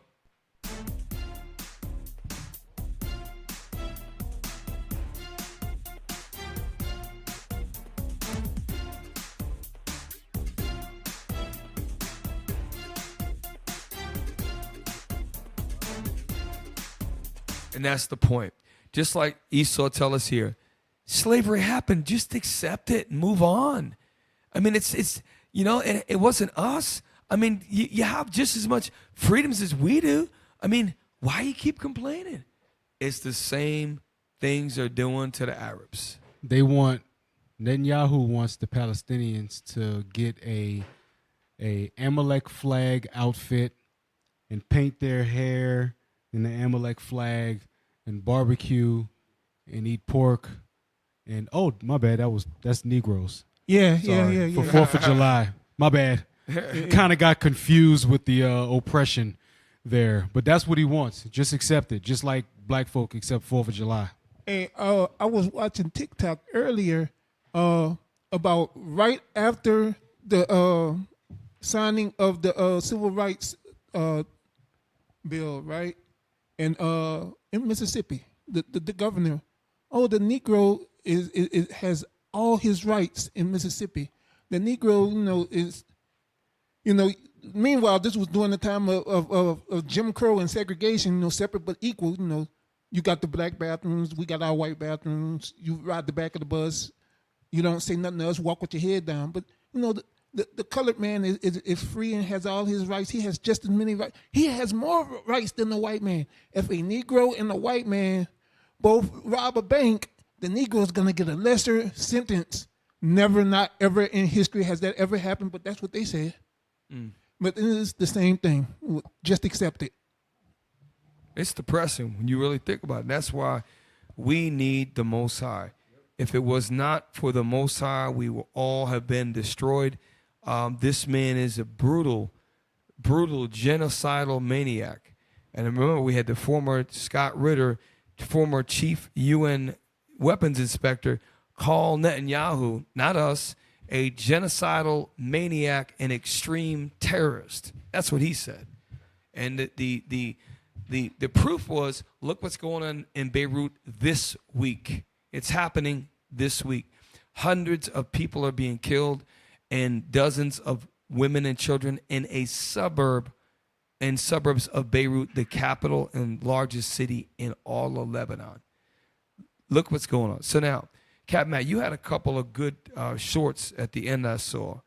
In particular, the one about Iran calls for Muslim countries to sever all ties. That seemed like a good, I'm not sure if it was a read. RT News, that's some good stuff right there. Oh, yeah. That's some good stuff right there. How much time we got? 10 minutes? Okay, I only need 5 for live back attack. Can we? One of them was real. I think it's an article. Yeah, this is important. because Iran is doing something. For them to call, who are they calling to? They're calling to the prophecy in Second Esdras. They're calling the Arabs and Iran, which is the Carmanians. Remember, they were going to raging in wrath together. Yep. Okay. Let's read that.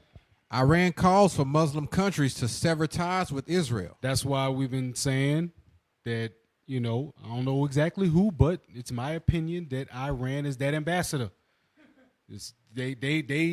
Iran backs the Houthis, Iran backs Hamas, Iran backs Hezbollah, Iran backs all of them. Ishmael, period, they are backed by Iran. Read that. Muslim countries around the world should cut economic relations with Israel to show support for the Palestinian people. Iranian Supreme Leader Ayatollah Ali Khamenei has said. So, first place to hit them is their pockets. Stop doing business with them. Now, if Ishmael is smart enough to understand that, why can't we? Read. Khamenei was speaking at the Islamic Unity Conference. The what? The Islamic Unity Conference. One more time. The Islamic Unity Conference. So that means that Ishmael is talking about unifying. Go ahead. In Tehran on Saturday, he accused Israel of committing crimes in its nearly year-long military campaign against Hamas in Gaza. More than 41,000 Palestinians have been killed in the conflict to date. 41,000, most of which are women and children. And yet, like Cap said, somebody got hit with a rock on the Israel side, and now all of a sudden, there was women that was raped and beheaded. Remember, Netanyahu called these Arabs in Palestine, he called them Amalek. Yep. The Bible says Amalek is to be wiped out completely. Yep. So that means he wants to wipe out all of the Palestinians, which again is genocide. It's genocide. Read on. According to the latest figures for the enclave's health ministry, Israel is open about the crimes it commits in its military operation in Gaza, Khamenei claimed. Today, the Zionist regime commits crimes shamelessly and without hiding it. In Gaza, the West Bank, Lebanon, and Syria, an ex-account translating and sharing Khamenei's statement quoted the Iranian leader as saying. So wait a minute. Hold on, what you got to me for? It said in Gaza, the West Bank, Lebanon, and Syria. That was one of the first things Cap pointed out. Look at how Lebanon is surrounded by Syria. Do you think the Syrians are just sitting there not doing nothing? No. They are all on one accord, but they're strategically being quiet for a time. Go ahead. They aren't fighting soldiers. They are targeting ordinary people. There you go. That's why they want them to sever ties. And who is the one of them? Erdogan. He wants that Islamic alliance against Israel because Erdogan sees the writing on the wall. Go ahead.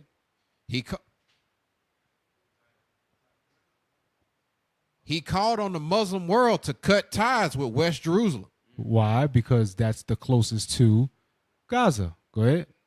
Today, the first step to increasing the unity of the Islamic world against this criminal. Against this criminal. Come on, let's rise up against her in battle. Go ahead. Terrorist gang that has usurped the land of Palestine is for Islamic countries to completely cut off economic ties with it. This is the least that can be done. So think about it. If they come together of one mind to sever ties economically, what do you think they're going to build after that? They're going to build ties militarily. You don't come together to hit an enemy in its pockets and then not join forces together to take that enemy out completely. It doesn't happen. That's not an art of war. That's stupid. You would want to, all right, if I can hit you in your pockets, now I'm going to hit you physically. And that's what they're doing. And it's the Islamic Unity Conference. And that's exactly, real quick, Mikhail, I'm going to let you have it. But that's exactly what you have the European Union, and then you have NATO. One is an economic axis, and another's a military axis. The same thing with BRICS. BRICS is securing the bag, securing the money. They're creating the nationhood, and they already have Russia. They've got the China, the largest standing army. It's happening all across the world, and that's why the two fronts that are being watched is the Ukraine front and the encroachment to Russia, that's the culprit of World War III.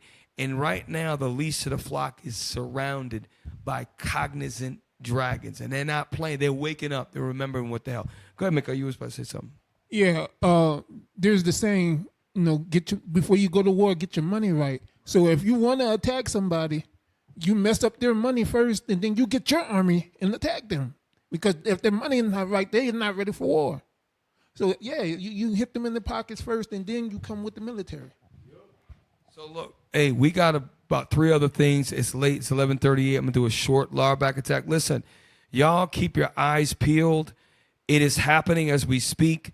They're surrounded on 3 fronts. Watch RT News. Watch Al Jazeera English. Watch Sky News. Watch the non-Caucasian news networks.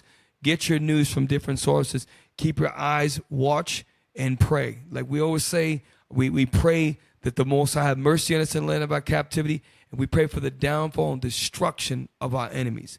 And the Lord is making that come to pass right now. So, y'all, thanks for tuning in. Subscribe, do all the bells and whistles and notifications. Share us, because it's late where y'all at. Share us in the morning, okay? We had somebody give a shout out to Preceptuponprecept. We didn't think you watched us.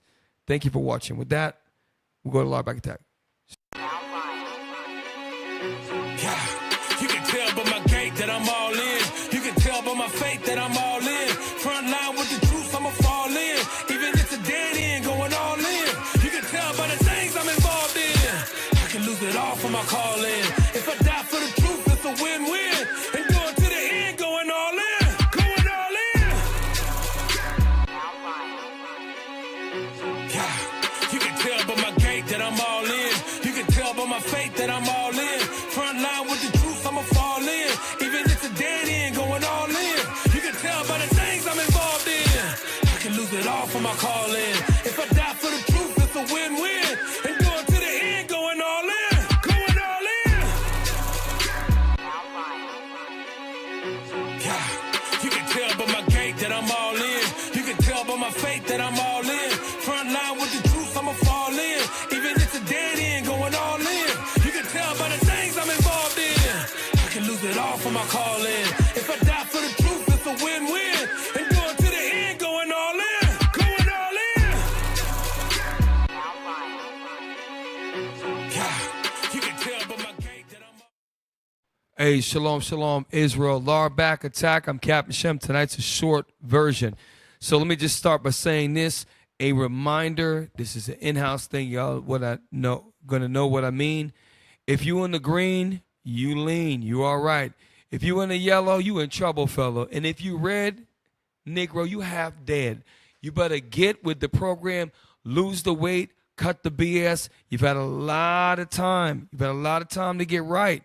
So if you don't get right, you get left. Literally, you know what that means. You yellows, you get left three weeks out of the month. You lard backs. Real quick, I have a video. I sent this to my brother in arms, Lard Rhino. Only certain people know what that means. But if you have diabetes 2, not 1 is much more serious. Diabetes 2 starts with being pre-diabetes and you become insulin resistant. If you, listen, lard asses, if you know someone who has diabetes 2, share this with them and they can get rid of it. If you look at Pfizer and these other companies that make diabetic drugs, one of the most sold and profitable medicines is treatments for diabetes 2, like metformin. I think I pronounced that correctly. Here's the thing. We're going to play this twice. This guy's sharp. He's actually in the carnivore diet, which is a form of ketogenic. It's without the vegetables. Keto, healthy keto, is meats, certain nuts, vegetable, low sugar fruits, okay? Eggs, that's keto. Okay? Listen to what he says about diabetes. He's referring to diabetes too. Play.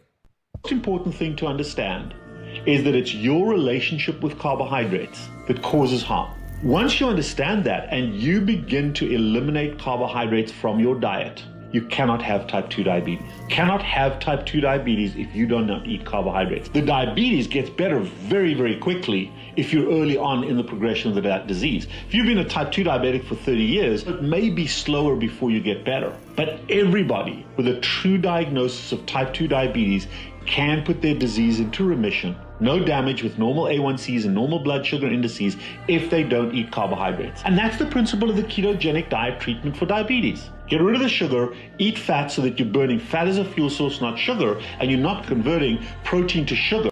Now we're going to play it again. So what he's saying, right, is what I've been saying for a long time. I have brothers in this truth that I know and love dearly. They are my brothers who have diabetes too, and they don't listen. Okay? Now watch this.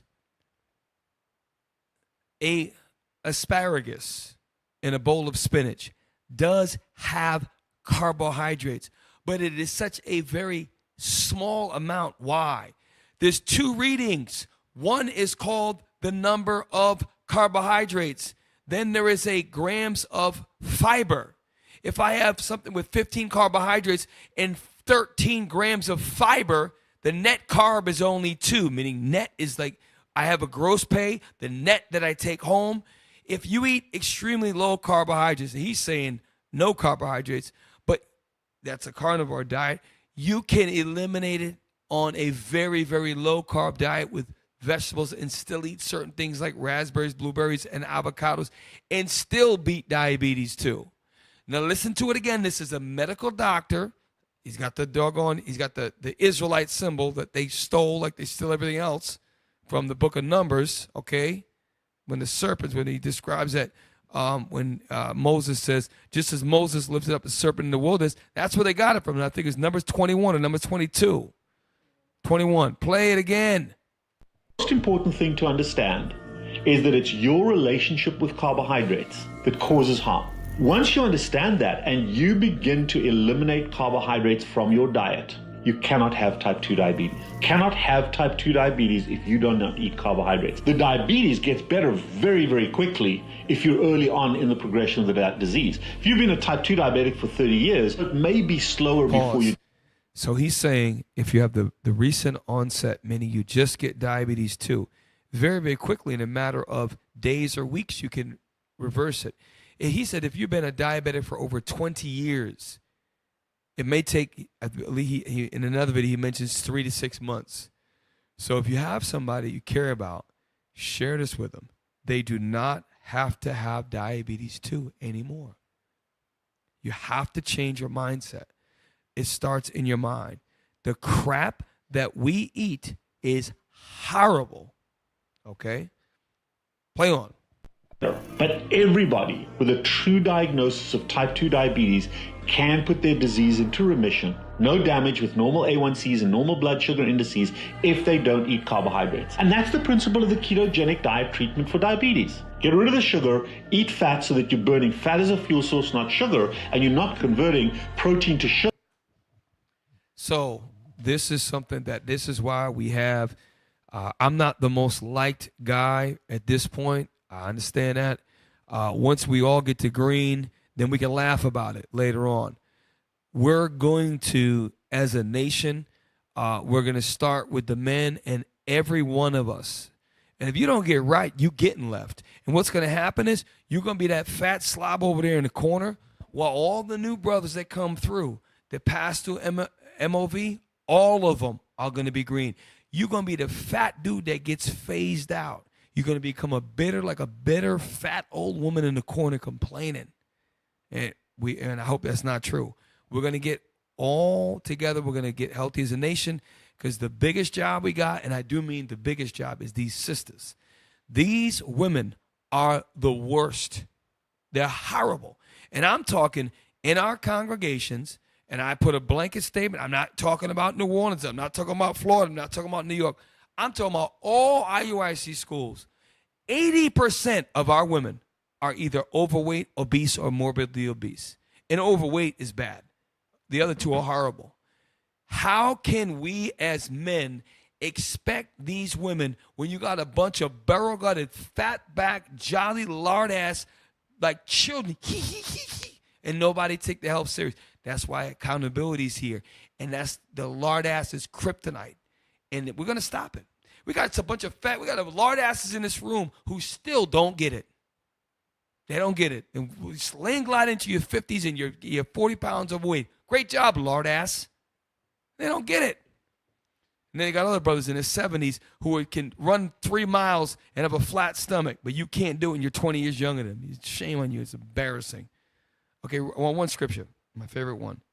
I want actually two. Give me Sirach 31, verse eat as it becometh a man, then jump to Sirach 38, verse 4. So, men change the world, and men change the world with this next scripture. Read that. The book of Sirach, chapter 31 and verse 16. We almost done.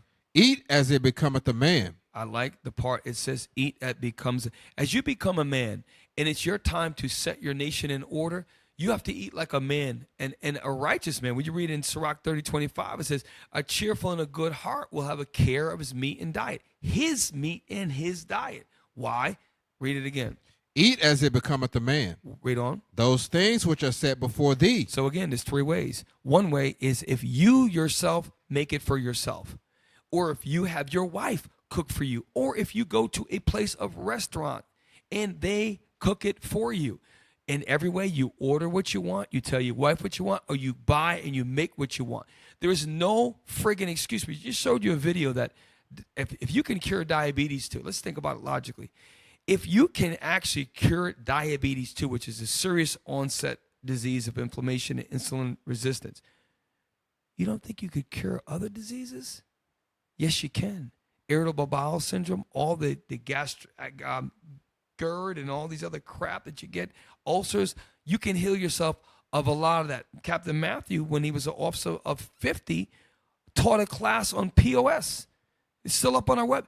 You can heal yourself of fibroids and other things in women's feminine areas with a diet. So come on, y'all. Read on. And devour not, lest thou be hated. Least thou be hated. That's why you lard asses get joked on and clowned at. Why? Because when you look yourself in the mirror, you know you look disgusting. So what do you think we think about you? This guy don't give a damn about himself. He's walking around 5'9", 345 pounds of fat and blubber when he should weigh about $190.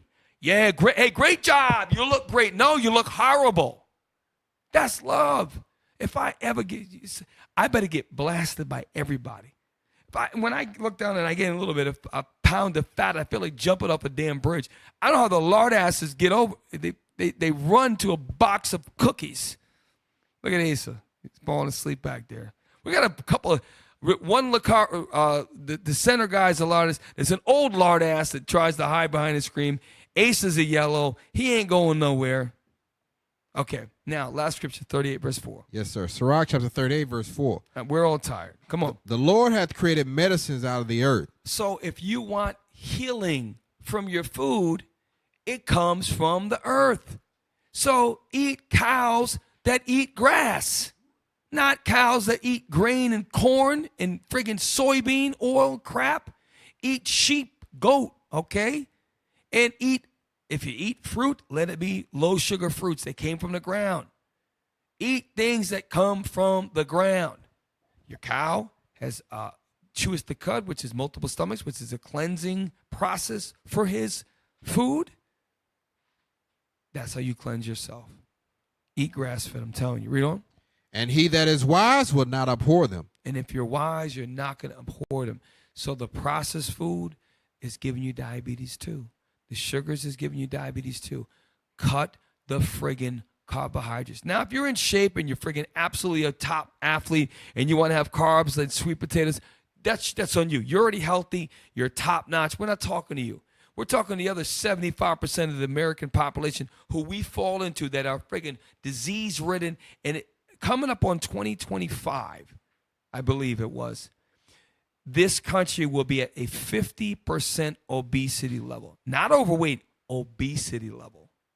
And that's an epidemic we have to fix. So with that, I'm Captain Shem. Thanks for tuning in to us for Law Back Attack. And with that, shalom. Yeah, you can tell by my gait that I'm all in. You can tell by my faith that I'm all in. Front line with the truth, I'ma fall in. Even if it's a dead end, going all in. You can tell by the things I'm involved in. I can lose it all for my calling. If I die for the truth, it's a win-win. Hey, look, scan the QR code. Let the broadcasting technology team know what they doing. It's only 5 questions. Scan the QR code, take the 5 questions, let them know that the mics, because they don't believe you when you're in the comment section, so put it in there.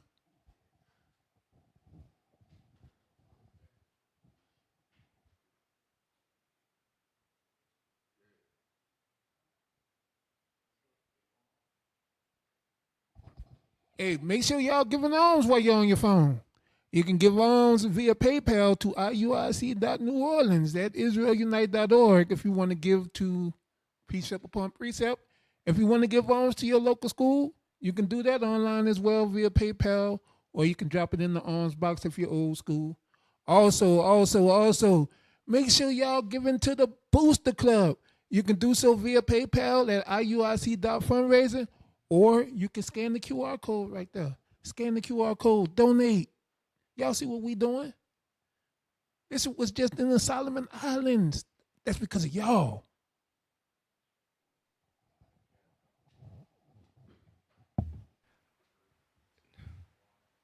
Thank you for staying with us on the Late Show, Precept Upon Precept. Y'all continues to send ideas in. We appreciate. Shout out to all the brothers and sisters that do give us some information, topics.